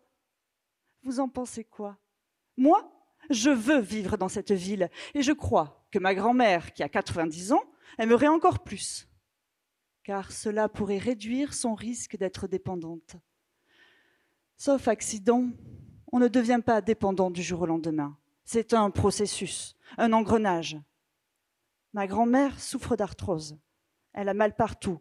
Du coup, elle a des difficultés pour marcher et donc pour faire ses courses seule. L'environnement peut agir sur ce processus comme un levier qui va l'accélérer ou au contraire le ralentir. Un environnement adapté aurait facilité les déplacements de ma grand-mère et ralenti le processus de dépendance. Son environnement inadapté l'a malheureusement accéléré. Aujourd'hui, on sait que l'environnement et la perte d'autonomie sont liés, mais pas beaucoup plus. Dans ma thèse, je veux comprendre ces liens. Sont-ils importants? Sont-ils faibles? Vivre dans un environnement adapté peut réduire le risque de dépendance de 60% ou seulement de 2%? Ce n'est pas la même chose. Et puis, qu'est-ce qu'un environnement adapté? Pour répondre à ces questions, j'utilise des données. Plus de 10 000 personnes âgées de 60 ans ou plus ont répondu à un questionnaire sur leur état de santé. À partir de leurs réponses, j'ai construit des modèles statistiques. J'ai observé combien habiter près d'une épicerie est associé à moins de dépendance. Mais ma grand-mère vous le dira, la proximité ne fait pas tout.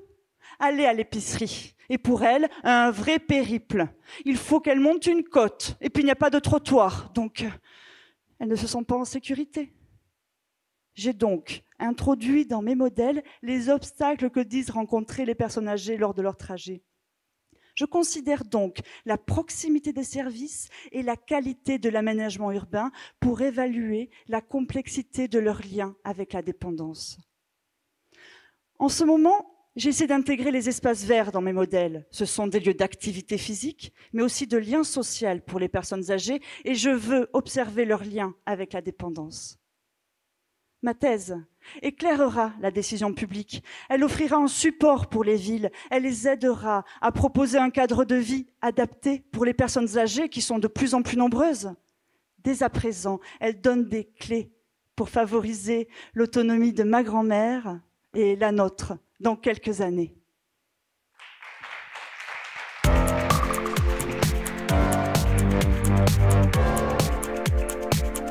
Vous avez fait du théâtre? Oui. Un peu de cours, c'est marrant. Ça, je ne sais pas pourquoi, des fois, ça se sent quand on vous entend. Un mot, on parlait des slides sur le choix de ces images. Comment vous l'avez choisi? Est-ce que ça vous a pris du temps de choisir? C'est vrai qu'elles sont chouettes, là, ces quatre. Elles sont très, très chouettes. Comment vous les avez trouvées? Vous les connaissez? C'est une photo que vous avez... Non, c'est une photo que j'ai trouvée. Il y a les droits mentionnés. Non, ces petites mamies m'ont beaucoup plu parce que... Bon, on peut imaginer plein de choses. Moi, j'imaginais qu'elles sont copines, qu'elles se retrouvent pour discuter et que voilà, le banc là est un lieu social pour se reposer, puis pour passer un bon moment au soleil à discuter entre amis. C'est important d'avoir une thèse là, dans votre présentation. Vous disiez à quel point ce serait utile, ce serait utilisé. Pour vous, c'est important au moment où vous travaillez de savoir que ce que vous faites aura des répercussions concrètes dans la vie des gens prochainement? Oui. Ouais, ça fait partie du... Vous ne pourriez pas faire quelque chose complètement abstrait, sans application directe. Non. J'ai toujours besoin de travailler sur quelque chose qui fait sens pour moi. Et là, de travailler sur ce sujet qui est d'actualité, sur un sujet concret pour notre bien futur, puis pour le présent de beaucoup de personnes aujourd'hui, c'est essentiel pour moi et c'est ce qui me porte. Très bien. Eh bien, ça s'est senti. Merci à vous. Merci.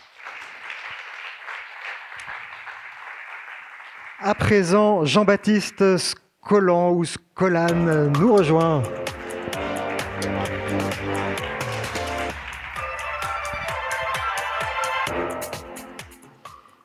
J'ai vu le petit acquiescement sur Scolan. J'ai l'impression que j'ai... Non, c'est Scolan. J'avais faux sur Scolan. Ok, j'ai tout faux jusqu'au bout. Soyez le bienvenu, Jean-Baptiste. Merci. Titre de votre thèse, recherche de textures innovantes en pâtisserie par technique de basse pression. C'est bien ça. Est-ce que vous êtes prêts? Je suis prêt, oui. Je vous laisse le centre de la scène et vous déclenchez le chronomètre quand vous voulez.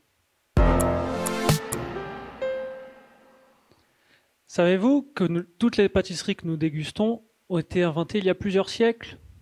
Millefeuille, chouquette, meringue sont très bonnes, on est tous d'accord. Mais nous pouvons chercher à diversifier la gamme et à proposer des textures innovantes. Pour y arriver, je me place à l'interface entre la gastronomie et la science pour innover et faire le lien entre tradition et innovation. Pour innover, justement, j'utilise un principe physique fondamental, mais très peu utilisé en industrie agroalimentaire. Ce principe est fondé sur le constat suivant. Si je me situe au pied d'une montagne et que je gonfle un ballon de baudruche, je commence l'ascension et je constate que plus je monte en altitude, plus le ballon grossit. Cela s'explique par la diminution de la pression atmosphérique lorsqu'on monte en altitude, et le principe physique nous dit que la diminution de la pression provoque l'augmentation du volume de l'air, donc du ballon. J'ai décidé d'appliquer ce principe à des meringues. Les meringues, ce sont des petites bulles d'air piégées dans un réseau blanc d'œuf sucre, assimilable à des milliers de ballons de baudruche. Donc si je fais cuire mes meringues à basse pression, elles devraient grossir et être différentes des meringues classiques. Mais emmener mon four en montagne, c'est compliqué pour réaliser les cuissons. C'est pourquoi j'utilise le four de demain, un four qui permet de cuire en réglant la température et surtout de diminuer la pression lors des cuissons. Je décide donc de faire cuire mes meringues à différentes pressions et je regarde ce que cela implique sur la meringue. Pour ce faire, j'analyse la structure des meringues avec une méthode qui s'assimile à la radiographie.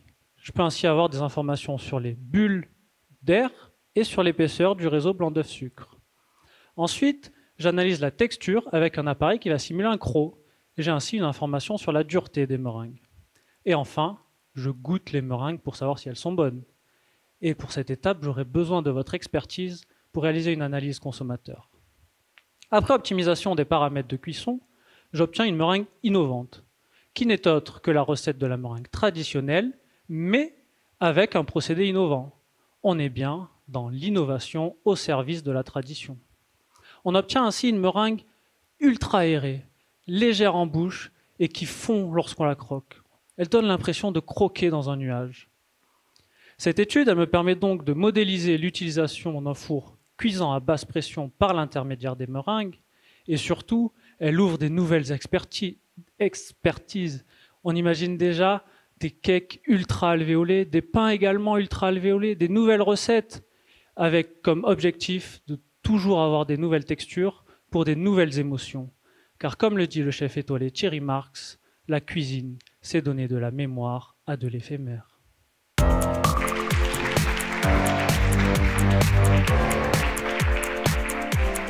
Bon, vous nous avez donné faim. Vous avez dit que vous aviez besoin de nous pour goûter. Ça se passe comment? Oui. Je ferai appel à vous ultérieurement. Je suis en train de mettre au point bien comme il faut la meringue. Là. On y est presque. D'accord. Encore quelques petits réglages. Mais vraiment, vous faites des tests comme ça, vous conviez les gens à venir goûter vos produits? C'est un projet, oui, dans ma thèse. C'est de savoir si les clients, les consommateurs peuvent aimer cette innovation. Ouais. Comment vous êtes venu, hein, parce que c'est un peu le sujet de thèse, forcément, ça fait un peu rêver. On se dit, c'est assez ludique, en plus on se régale de temps en temps. Vous étiez physicien, vous êtes venu à la cuisine, ou vous étiez plutôt gourmand et cuisinier? J'ai une formation d'ingénieur en physico-chimie. Mais j'ai toujours aimé cuisiner et j'ai fait mon stage de fin d'études dans le laboratoire et ça s'est très bien passé. Et du coup, maintenant, j'ai continué dans l'innovation agroalimentaire. Ouais, vous avez cité Thierry Marx, vous avez eu l'occasion d'aller manger dans un de ces restos étoilés? Ah non, ça pas encore. Je suis encore que doctorant quand même. Ça va pas tarder, j'espère. Hein. Ouais. Mais oui, j'ai l'occasion de travailler dans le laboratoire qu'il a fondé avec Raphaël Aumont. Et du coup, je l'ai rencontré quelques fois. C'est lui qui vient vous livrer à domicile, quoi.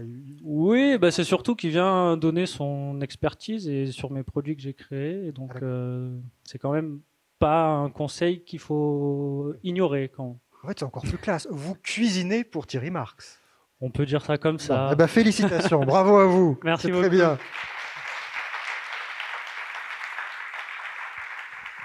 Alors, un petit tour dans notre jury. Il y a 2 des membres du jury avec lesquels nous n'avions pas encore discuté. Hervé Doll, l'astrophysicien du jury, vice-président de l'Université Paris-Saclay, en médiation scientifique, art, culture et société.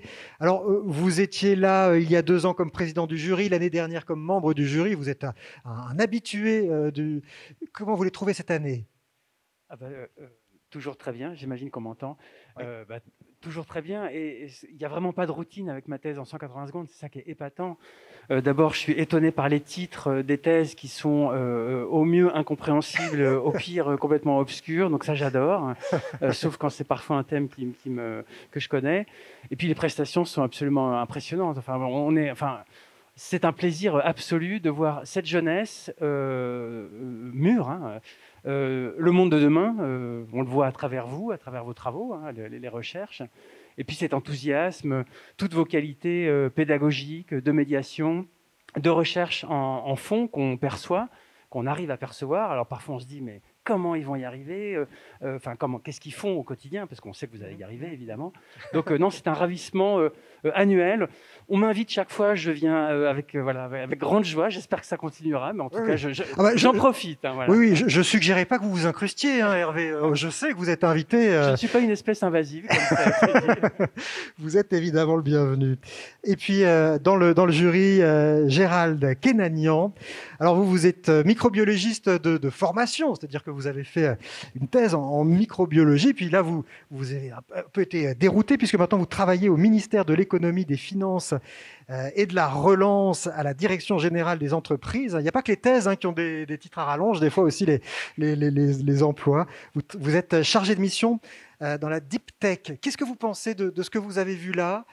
Et puis, j'aurai une autre question ensuite. Mais déjà, qu'est-ce que vous avez pensé de ce que vous avez vu là? Bonsoir à tous. Moi, ce que je trouve, j'ai l'impression, c'est un peu comme lorsqu'on voit des sportifs de haut niveau, on a l'impression que c'est facile. Et là, on a l'impression qu'une thèse, c'est facile.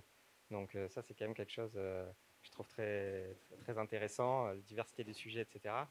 Et donc moi, de par mon travail actuel, qui est de favoriser la création de startups deep tech, forcément, avec mon prisme, j'ai l'impression qu'il y a beaucoup de sujets qui pourraient plus tard aller vers l'économie en créant des entreprises. Et du coup, d'ailleurs, vu que vous êtes entre guillemets fan de concours, je vous encourage à postuler plus tard au concours ePhD si vous êtes orienté, si vous avez envie de vous orienter vers la création d'une start-up. Il y a tout un accompagnement qui vous permettrait de voir si vous êtes fait ou pas pour ça. Décidément, que de perspectives. Hein. On passe à E égale M6 et puis après on crée sa start-up. Plein de perspectives après cette soirée. J'avais une autre question aussi. Ce travail de vulgarisation, vous le chercheur qui avez atterri dans un ministère, est-ce que justement c'est particulièrement utile de savoir se faire comprendre par des non-scientifiques, d'avoir comme ça, de cet exercer la vulgarisation? C'est essentiel parce qu'au final, si on n'arrive pas à se faire comprendre, on arrive un peu à rien. Et du coup, dans la politique publique, il faut qu'on puisse comprendre ce qui se passe, les problématiques des entreprises, les problématiques technologiques actuelles du marché. Et rien de mieux qu'un chercheur qui est à la pointe de la technologie qui va pouvoir nous dire quelles sont les problématiques. Et évidemment, il faut pouvoir vulgariser ça à une personne qui n'est pas du sujet, quoi. Très bien, merci Gérald Kenanian. Allez, on continue les présentations. C'est au tour de Roxane Taleb de me rejoindre sur scène.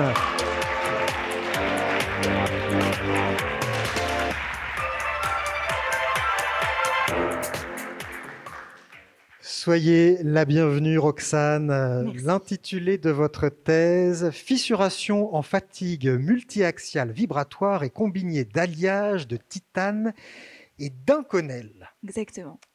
Bon, ça va s'éclaircir certainement. Est-ce que vous êtes prête? Je suis prête. Alors c'est quand vous voulez. Merci.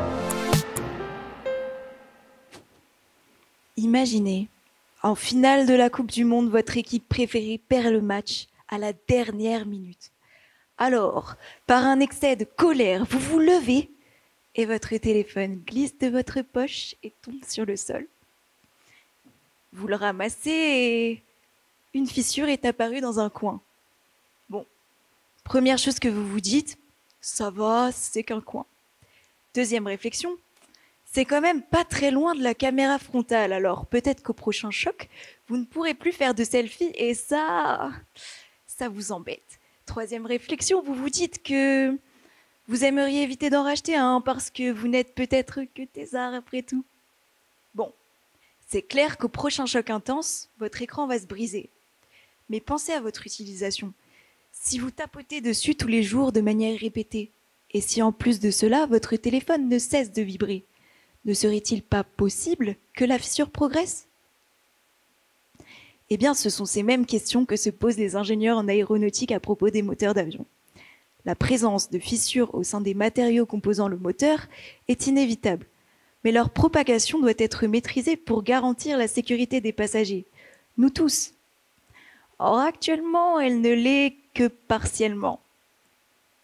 Pas d'inquiétude, pour pallier ce problème, les ingénieurs vont faire deux choses. La première, ils sous-estiment la durée de vie des moteurs pour se laisser une marge de sécurité. Et la deuxième, les moteurs sont inspectés tous les 5 ans. En fait, à l'échelle de votre téléphone, c'est un petit peu comme si vous le démontiez puis le répariez tous les mois. Pas très écologique et coûteux, me direz-vous. Comment alors optimiser le temps d'utilisation des moteurs et tout cela sans risque ? Eh bien, c'est le but de ma thèse. Mon objectif principal, c'est de prédire précisément la direction que va prendre ma fissure.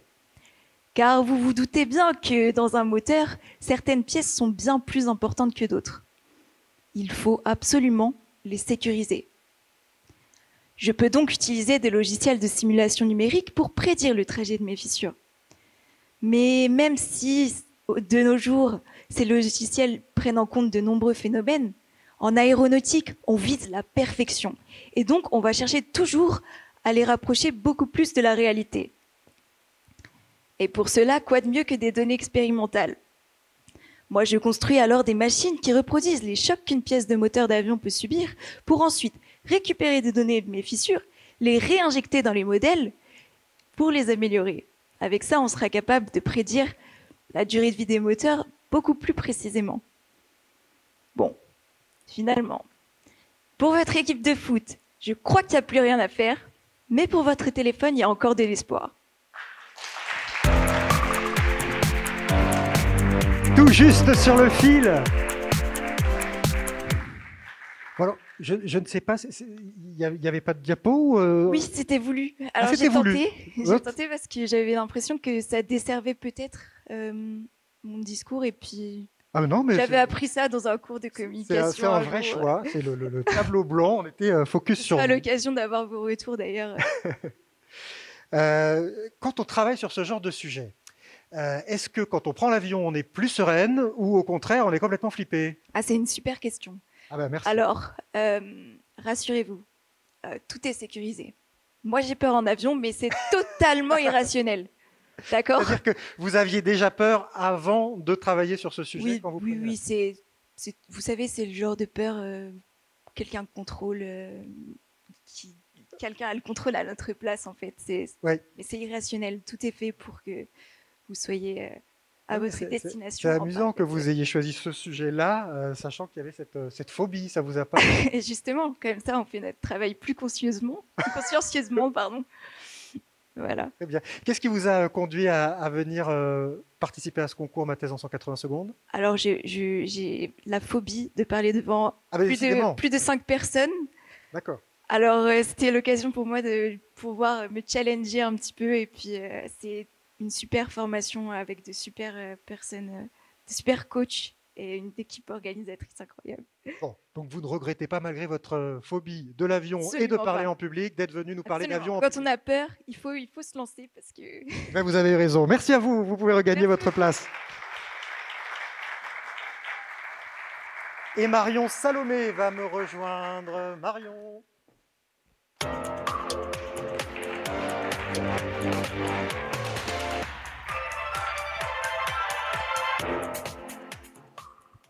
Le petit coup de coude complice pour se passer le relais. Le micro a été désinfecté. Marion, soyez la bienvenue. Le titre de votre Bonjour. thèse. Bonjour à vous. place des aliments sources de protéines issues de la filière oléoprotéagineuse dans le rééquilibrage des apports protéiques de la population française. Analyse, simulation, optimisation à partir de la consommation de la population française. C'est ça. C'est un peu long, mais c'est ça. Mais c'est précis. Est-ce que vous êtes prête? Oui. Alors vous déclenchez le chrono quand vous voulez. D'accord, merci.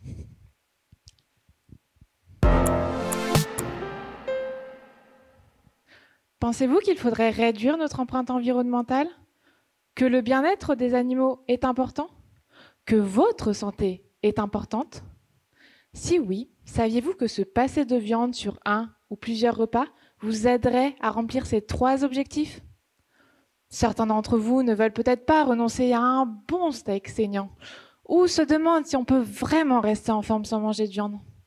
Ou peut-être que vous aimeriez sauter le pas, mais que vous ne savez pas comment remplacer la viande dans votre assiette? Eh bien, figurez-vous qu'il existe des aliments qui pourraient vous aider, les substituts végétaux.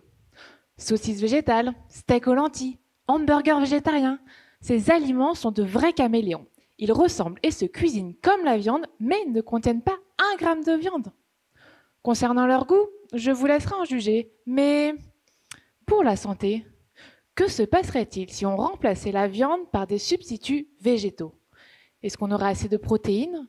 Est-ce qu'on aurait plus de risques d'avoir des carences en fer ou en vitamine B12? Voilà ce que j'explore dans ma thèse. Je veux comprendre si les substituts végétaux sont réellement adaptés pour remplacer la viande d'un point de vue nutritionnel. Rassurez-vous, je n'ai forcé personne à arrêter la viande pour ne manger que du tofu. Tout est virtuel. Imaginez, vous jouez à un jeu vidéo où vous pouvez créer un personnage qui mange la même chose que vous. En connaissant son alimentation, on pourrait lui calculer des points de vie qui correspondent à la qualité de son alimentation. Cela permet de mesurer s'il consomme en bonne quantité les nutriments, comme les protéines ou les vitamines dont il a besoin. Si un personnage consomme trop gras ou ne consomme pas assez de vitamine C, il aura moins de points de vie, et plus il a de points de vie, mieux c'est. Mais dans ma thèse, je ne joue pas avec un personnage, mais plus de 2000 représentatifs des Français et de leur alimentation. Je peux ainsi retirer la viande consommée par mes personnages et la remplacer par un substitut végétal, et je regarde si cela augmente ou diminue les points de vie de mes personnages. Cela me permet 1. d'étudier quels seraient les avantages et inconvénients à consommer des substituts végétaux, et 2. d'identifier s'il y a des substituts meilleurs que d'autres. Mais d'ailleurs, quel serait le meilleur substitut pour remplacer la viande? Pour répondre à cette question, je suis partie à la quête de la recette du steak végétarien parfait, celui qui permettrait d'augmenter le plus les points de vie de mes personnages. Pour mener ma quête, je me suis équipée d'une liste d'ingrédients que vous pourriez trouver dans votre cuisine et qui apportent tous des nutriments différents.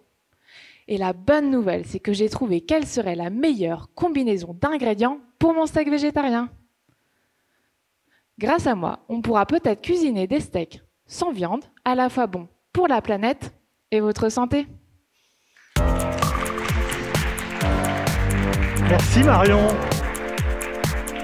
Mais je croyais que vous alliez nous la donner, cette recette de formidable steak. Non, pour le moment, c'est pas encore divulgable?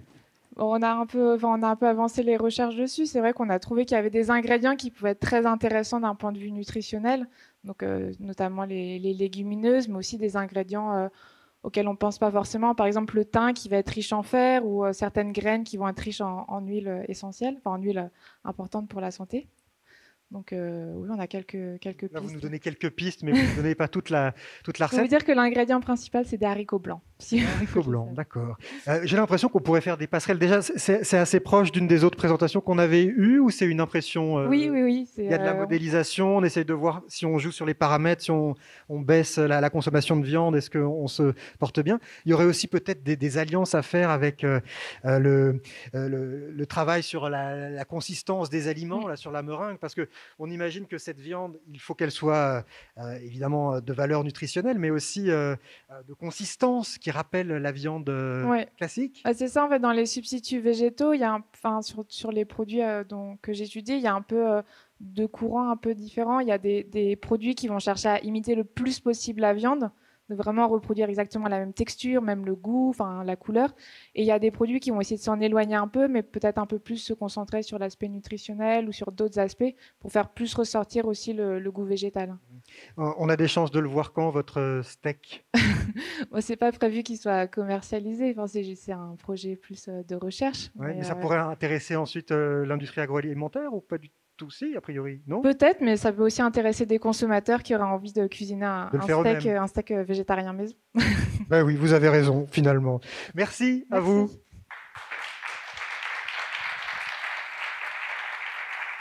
Et c'est à présent Hélène Brett qui me rejoint.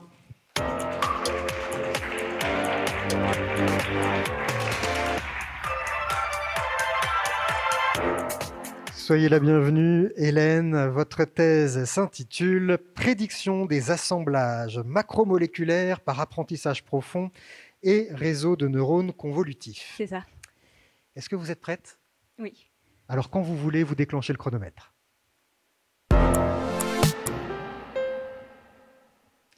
La peste noire. Ou votre petit rhume des foins?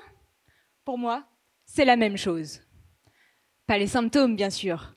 Mais au niveau moléculaire, c'est toujours la même histoire qui se répète. Suivez-moi, je vous explique.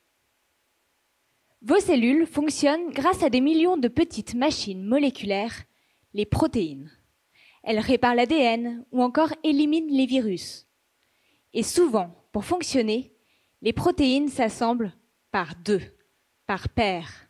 Une protéine A et une protéine B, accrochées par une zone appelée l'interface. Quand l'interface est perturbée par une mutation ou un pathogène, A et B ne peuvent plus travailler ensemble et tout se dérègle. Mais pas de panique, on peut envoyer une molécule médicament se fixer précisément au niveau de l'interface pour assembler de nouveau A et B, comme un point de colle pour réparer une tasse dont la poignée se serait détachée. Seulement, il faut savoir où est l'interface. Et oui, sinon on risque d'envoyer le médicament au mauvais endroit. Comme si, pour réparer votre tasse, eh bien, vous mettiez de la colle en dessous de la tasse. Compliqué pour le café, hein. C'est pour ça que les biologistes voudraient savoir où est l'interface pour toutes les paires de protéines qui existent, c'est-à-dire plusieurs millions de paires. Et ils ont réussi en laboratoire, pour quelques milliers de paires, à obtenir comme des photos 3D des deux protéines collées ensemble. Alors c'est bien, mais on est loin des millions, hein. Et pour chaque paire, c'est cher et c'est très long. Dans ma thèse, je vais obtenir ces résultats en quelques secondes, juste avec un ordinateur. Je construis une intelligence artificielle. Appelons-la Jacques. Jacques, c'est pas un robot, hein, je construis pas R2D2. Hein. Non, Jacques, c'est un programme informatique qui va prédire pour deux protéines où est l'interface. L'intérêt d'une intelligence artificielle telle que Jacques, c'est qu'il apprend tout seul à partir d'exemples, sans qu'on lui donne une liste de critères prédéfinis. Comme vous, en fait. Pour apprendre à reconnaître un chat, on ne vous a pas donné des critères, 4 pattes, des moustaches, non. On vous a montré des exemples de chats et vous savez reconnaître n'importe quel chat. Eh bien, Jacques, c'est pareil. Je lui montre des exemples de paires de protéines et comment elles sont assemblées. Et j'aimerais qu'il puisse prédire comment n'importe quelle paire de protéines va s'assembler. Alors Jacques, au début, il se trompait souvent, hein. Mais en modifiant son code informatique, je peux lui apprendre à mieux regarder les exemples que je lui donne, pour qu'il se trompe de moins en moins. Alors, peste noire ou rhume des foins? Avec Jacques, la solution n'est pas loin.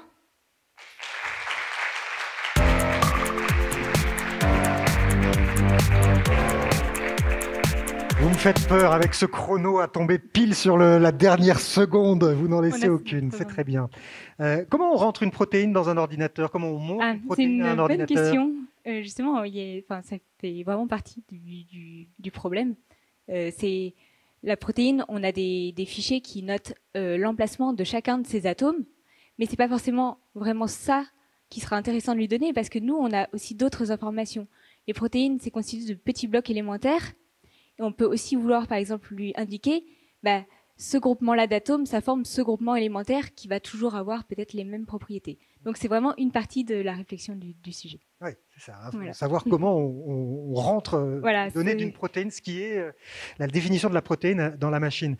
Je me disais en vous entendant raconter ça, finalement, quand vous exposez votre sujet de thèse à des amis, ça doit être plus difficile de leur faire comprendre ce que vous faites que quand on travaille sur la meringue ou quand on travaille sur le régime alimentaire.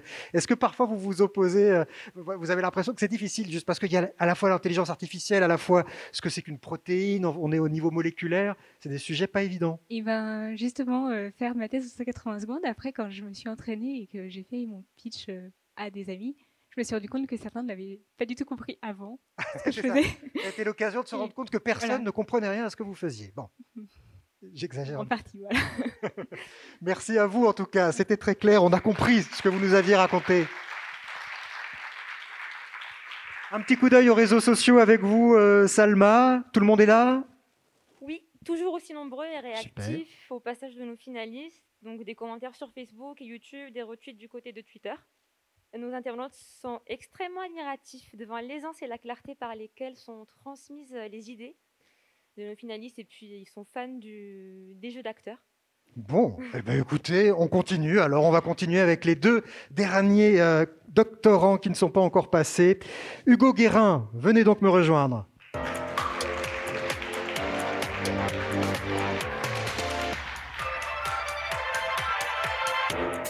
Alors Hugo, l'intitulé de votre thèse, Biosynthèse et rôle des polysaccharides de surface chez Lactococcus lactis. Absolument. Alors, venez donc au centre. Est-ce que vous êtes prêts? Tout à fait. Alors, Je suis vous prêt. déclenchez le chrono quand vous voulez. À en croire ma chère et tendre, je fais une thèse sur le camembert. Demandez à mes parents, et ils vous diront que leur fils travaille sur la croûte du fromage. Mon entourage n'a pas l'air de bien saisir l'intérêt pourtant capital de ma tâche. Bon. Il est vrai que je travaille sur une bactérie utilisée pour fabriquer du fromage. Mais vous allez voir, ça en vaut clairement la peine. Son petit nom, Lactococcus lactis. Lactocoque pour les intimes. Cette inoffensive demoiselle se développe dans le lait et le transforme en fierté nationale. Malheureusement, rien n'est jamais si simple, et notre héroïne, telle Jeanne d'Arc face aux Anglais, œuvre sous la menace permanente de ses ennemis jurés, les virus, dont l'infection lui est fatale. Comme si l'humanité n'avait pas suffisamment de problèmes de pandémie virale. Et je sais pas pour vous, mais en ce qui me concerne, les ennemis de mes fromages sont aussi mes ennemis. Ma quête de thèse est donc de comprendre comment les virus parviennent à infecter Lactocoque.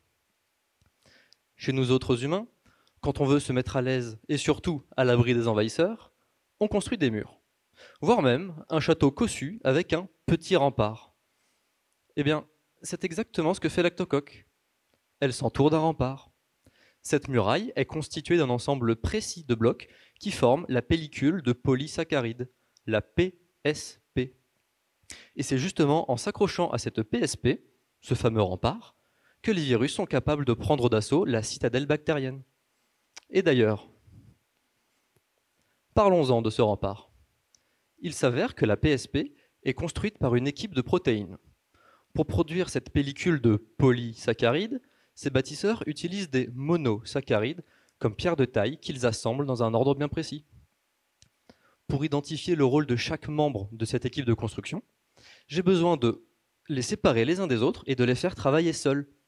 Concrètement, je prends toutes les protéines de la bactérie et je fais passer ce petit monde à travers différents tamis. Une fois la protéine qui m'intéresse isolée, il ne me reste plus qu'à la mettre au travail et à répéter le processus avec les autres membres de l'équipe de construction.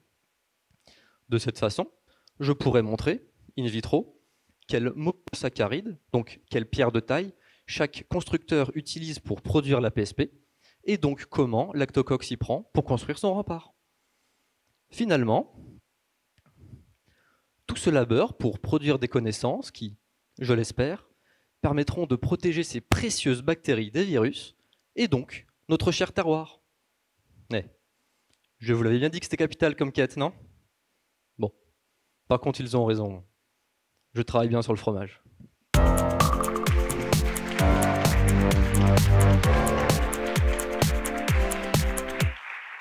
Voilà un beau sujet de thèse, la protection des fromages. Vous aimiez vraiment le fromage? Je suis très fan, oui. Oui, c'est ça. Vous n'avez pas fait semblant pour Non. l'occasion. Alors là, on a clairement compris que vous aviez choisi votre camp. Vous êtes du côté des bactéries dans votre histoire. Oui, c'est ça. Mais finalement, ces petits virus à bactéries, là, ces petits bactériophages, ça pourrait aussi nous être utile contre des mauvaises bactéries. On pourrait s'en servir comme alternative aux antibiotiques, par exemple. Vous êtes bien renseigné, Oui, Daniel. oui, parce que là, on a fait un peu un sort. Ils pourraient nous rendre des services. Oui, tout à fait. C'est ce qu'on appelle la phagothérapie. Donc, c'est un champ de recherche qui viserait justement à remplacer les antibiotiques par des phages qui pourraient nous permettre de nous débarrasser des bactéries pathogènes. Et d'ailleurs, c'est une invention française à la base, mais qui n'est pas utilisée en tant que traitement chez nous. Je crois que dans les pays de l'Est, c'est beaucoup plus à la mode. Mais je trouve que c'est une thématique très intéressante. Oui. Et d'une certaine manière, est-ce que vos travaux pourraient être utiles? Parce que puisque vous travaillez sur les défenses de la bactérie par rapport à ces bactériophages, on peut imaginer que ça ait des applications pour comprendre justement comment s'attaquer à des bactéries moins sympas? On pourrait l'imaginer. Donc, moi, je travaille chez Lactocoque, qui n'est pas du tout une bactérie pathogène, mais les structures qui servent de récepteurs à ces virus sont des structures qui se retrouvent dans énormément de bactéries, quasiment au moins la moitié des bactéries en possèdent. Et des bactéries notamment qui peuvent être proches de Lactocoque, comme je pense à Enterococcus faecalis, qui elle est un pathogène très très important. Et donc dans cette idée, oui, la recherche que je mène peut, pas en tant que telle, mais au moins inspirer une recherche chez un pathogène qui pourrait mener à ce genre d'application. Alors, ça nous emmène loin le fromage. Merci à vous. Merci à vous. Et dernier doctorant à passer ce soir, Valentin Sauvage. Venez donc nous rejoindre.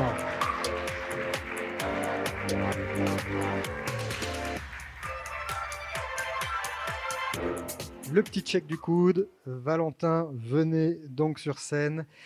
Votre thèse, Valentin, s'intitule « Étude et développement d'un réfrigérateur à dilution en cycle fermé spatialisable pour l'observation du fond diffus cosmologique ».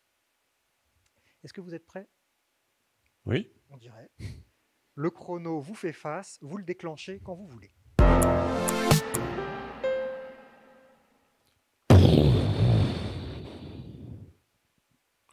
Le Big Bang a eu lieu il y a 13,8 milliards d'années. Malheureusement, nous n'étions pas là pour le voir. Et en même temps, nous n'aurions pas vu grand-chose, car pendant 380 000 ans, c'était le noir complet. Puis, un jour, on vit apparaître les premières lumières de l'univers. De ces lumières, il reste encore aujourd'hui des traces, que l'on appelle le fond diffus cosmologique. Il contient d'inestimables informations sur les premiers millénaires de notre univers. Étudier le fond diffus cosmologique, c'est compliqué, car en regardant le ciel, ni vous ni moi ne pouvons le voir. Par chance, certains détecteurs le peuvent. J'ai nommé les thermomètres. On les embarque à bord de satellites et on leur demande des mesures très précises. Tellement précises que la chaleur des thermomètres elle-même altère les mesures. Il faut donc les refroidir à une température proche du zéro absolu, soit moins 273,15 degrés Celsius. C'est là que ça devient technique. Mais alors, comment faire? Prenons une boîte et introduisons d'un côté un groupe d'hélium 4. Oui, celui qui sert à gonfler les ballons. Et de l'autre, un groupe d'hélium 3, un variant de l'hélium 4. Au début, chacun reste de son côté. Pourtant, très vite, je force certains hélium 3 à rejoindre le groupe des hélium 4, ce qui leur demande beaucoup d'énergie. Cette énergie, ils la puisent dans leur environnement, sous forme de chaleur, ce qui contribue au refroidissement de mes thermomètres. Puis, je vide la boîte, ce qui permet à de nouveaux groupes hélium 3 et hélium 4 d'y entrer. Lorsqu'il n'y a plus d'hélium 3 et d'hélium 4, mes thermomètres se réchauffent et ne sont donc plus capables de détecter les traces du fond diffus cosmologique.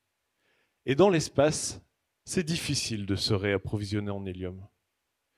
Je travaille sur une solution qui permettra au thermomètre de fonctionner indéfiniment. Pour cela, je sépare le mélange hélium 3, hélium 4 en de nouveaux groupes à réinjecter dans ma boîte.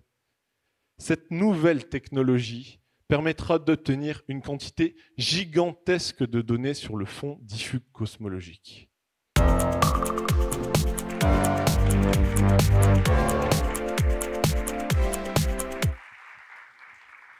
C'est fou, hein, tout ce qu'on arrive à dire en 180 secondes. En plus, vous avez adopté un débit très lent. Plutôt calme. Tout calme. Voilà, vous aviez 3 minutes et vous les avez bien occupés. C'est des sujets vertigineux quand on travaille là-dessus. Complètement, oui. On est un petit peu loin de tout, non? C'est toujours des ordres de grandeur qui sont vraiment... on a du mal à se rendre compte des milliards d'années. Le zéro absolu, c'est vraiment des concepts qui sont vraiment à la physique de l'extrême, en fait, globalement. Donc... C'est pour ça que vous aussi, vous aviez fait le choix de pas d'image, parce que ça n'est pas montrable. Alors, ce qui est marrant, c'est que j'ai fait le choix d'une image. Cette image est complètement noire. Ah oui. Puisque, tout comme vous qui avez essayé de trouver une information sur cette slide qui apparemment n'en révélait pas, moi, je cherche des informations dans une zone où apparemment il n'y a pas d'informations. Mais en utilisant des astuces, évidemment, on arrive à trouver des informations. Et comme je vous l'ai dit, pendant 380 000 ans, c'était le noir complet, rien du tout. Mais en fait, il y a énormément d'informations qu'on arrive à avoir à partir du noir. Qu'est-ce qui vous a donné envie de participer à ce concours, ma thèse en 180 secondes? Plusieurs raisons. Au-delà du fait que c'est très intéressant, pouvoir déjà avoir les outils pour pouvoir vulgariser son sujet, un sujet qui n'est pas forcément évident. Et je pense qu'on a tous plutôt bien réussi à le faire au final. Je vous le confirme, oui. Franchement, bravo. Et tous les 15. Et c'était challengeant, se dire allez, on va essayer de faire ça, c'est pas évident. Puis j'ai été un peu poussé par mon entourage, voilà. Et donc me voilà ici. On vous a pas forcé, rassurez-moi. Non, pas du tout. Très bien. Non, bien sûr. Formidable. Merci à vous, vous pouvez regagner votre place. Bien. Eh bien, je ne voudrais pas être à la place du jury qui va devoir délibérer. Je vous invite à quitter la salle, messieurs et madame du jury, pendant 30 minutes de délibération, pas plus, pas moins. Vous aussi, vous allez devoir tenir le chrono. Et puis, évidemment, les internautes qui nous ont suivis pendant toute la soirée, ça va être à vous de voter. Alors pour voter, c'est très simple. Normalement, ça s'affiche derrière moi.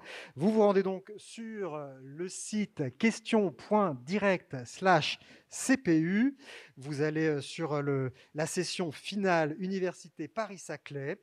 Là, il y a ce mot de passe que je vous donne, que vous allez devoir utiliser pour voter. Donc UP-Saclay, tiré-du-bas, le underscore, tiré-Saclay, underscore, je vote, point d'exclamation. Ça, c'est votre code qui vous permettra de voter. Et puis là, vous choisissez votre candidat préféré. Je ne peux pas vous guider, c'est à vous de décider. Vous avez 30 minutes pour voter depuis chez vous. Attention, les votes commencent maintenant. Dans 30 minutes, ils seront clos. Vos votes sont honorifiques. Ils ne qualifieront pas les candidats, mais évidemment, pour le candidat qui sera désigné par les internautes, ce sera évidemment une sacrée récompense. Voilà, je vous donne rendez-vous dans 30 minutes pour le dénouement de la soirée. À tout à l'heure.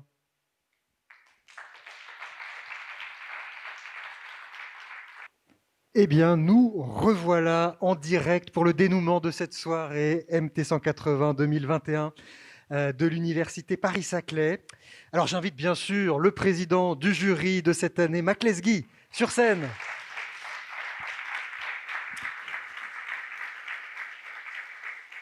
Mac, ce n'est pas votre première fois, vous êtes un habitué, vous avez déjà été juré, vous avez déjà assisté à des finales de ma thèse en 180 secondes.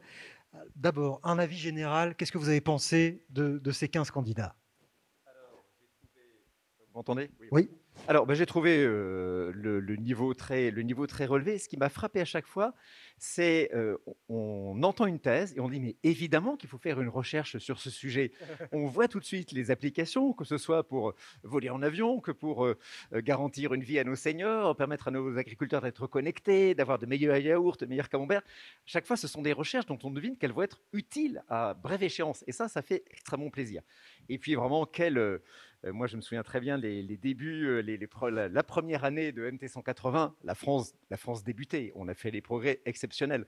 On disait souvent que les élèves, les universitaires français, au niveau de l'expression orale, voilà, étaient vraiment les derniers des derniers. Et je pense que grâce à ce concours, que j'applaudis des deux mains, on est vraiment passé de l'autre côté. Ça y est, on a rejoint le monde anglo-saxon dans l'outreach, dans la vulgarisation. Et on le voit encore une fois de plus cette étape ce soir, donc vraiment bravo à tous les 15. Ouais. Les délibérations ont-elles été difficiles? Affreuses. C'est Ça vrai. ah là là là là. Moi, je pensais qu'on allait mettre ça en 5 minutes, et puis j'ai demandé donc à tous mes camarades du jury de coucher leur vote sur le papier, et là on s'est aperçu que tout le monde, chacun avait son préféré, et que ça allait être bien difficile d'arriver à deux lauréats. 2 finalistes, donc on s'est tapé dessus, etc.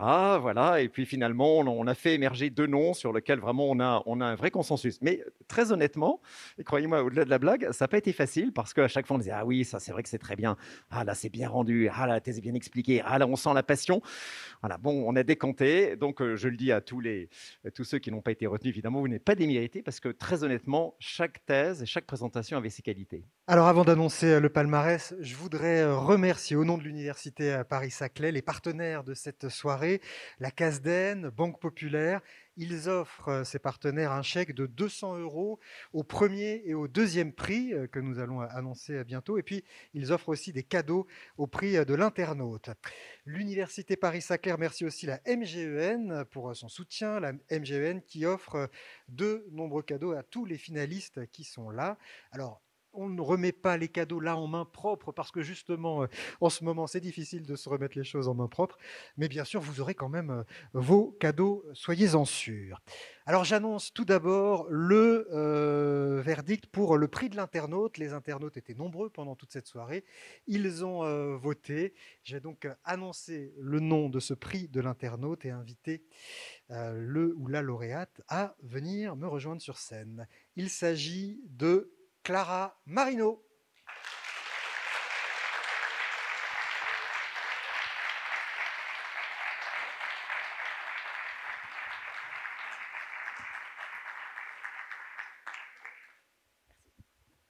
Voilà, les mains sont désinfectées, le micro aussi. Clara, soyez la bienvenue. Merci. Quelques mots, c'est les internautes qui ont voté. Merci à eux, merci, je pense à ma famille qui est derrière, il n'y a pas de souci pour ça. Très nombreuses alors? Oui, visiblement le sud-ouest de la France était prêt pour aujourd'hui, mais ça fait plaisir. Ouais. Et puis à tous ceux qui ont voté pour moi, du coup, merci. Ouais. Vous avez quelque chose d'autre sur quand vous avez commencé cette thèse, cette présentation, ce concours, vous imaginiez arriver là? Non, je sais pas trop, je réfléchissais pas trop aux étapes d'après, mais j'ai pris du plaisir aux présélections. Aujourd'hui aussi, je suis contente d'être là. Merci. Bon, restez avec nous sur scène et encore bravo. Nous allons maintenant voir ce qui est ressorti de cette bagarre dans le jury, puisque vous nous avez dit que ça avait été très tendu. On commence par le deuxième prix du jury. Il ira donc en demi-finale nationale, peut-être en finale. Deuxième prix donc du jury. Alors, le deuxième prix du jury pour cette finale MT 180 de l'Université Paris-Saclay est attribué à... En télévision, on dit toujours que ce qui compte, c'est les silences. Alors, il faut compter 1, 2, 3 mentalement. Voilà, mais je ne vais pas faire durer le suspense. C'est attribué à Hélène Brett. Hélène Brett.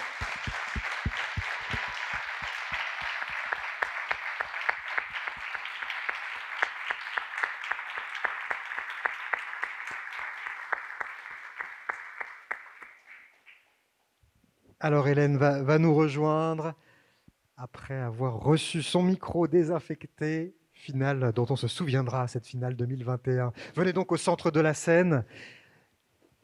Vous avez à nouveau la parole. Vous avez le nombre de secondes que vous voulez, enfin pas trop quand même, pour nous dire quelques mots. Merci beaucoup à tout le monde. Merci au jury et merci à vous de m'avoir écouté et soutenu. Vous avez l'air surprise.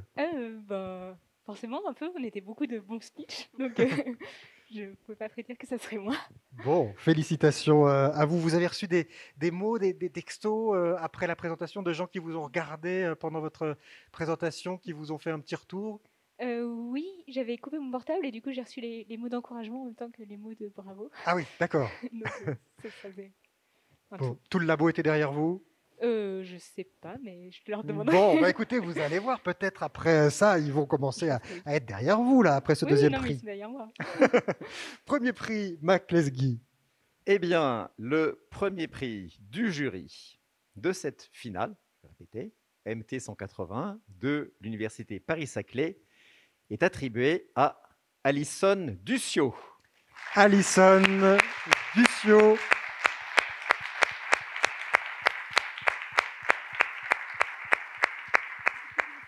Malgré le masque, je lis la surprise sur votre visage, Alison. Eh bien, écoutez, venez donc au centre de la scène. Premier prix de cette finale MT 180 2021, Paris-Saclay. La parole est à vous. Eh ben pour le coup, j'avais pas préparé mon discours, même pas une fois devant les amis, parce que c'était inattendu. Donc je suis vraiment très surprise, mais très contente aussi de passer en finale, du coup en demi-finale. Et je pense que ça s'est vraiment joué dans un mouchoir de poche parce qu'on est tous très bien assurés.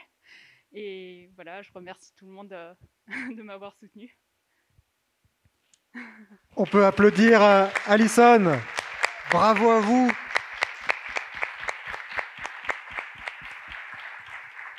Alors, pour ces deux prix, premier et deuxième prix, hein, l'histoire n'est pas terminée. Alors, les vidéos de vos présentations ont donc été enregistrées. C'est elles qui vous permettront de concourir pour la demi-finale. Hein. Il n'y aura pas de nouvelles présentations compte tenu des circonstances. Donc, début avril, les jurys trancheront. Et puis ensuite, en juin, finale nationale qui se tiendra à Reims. On vous souhaite d'y participer l'une et l'autre, et puis même d'aller au-delà, automne 2021, la finale internationale qui se déroulera à Paris.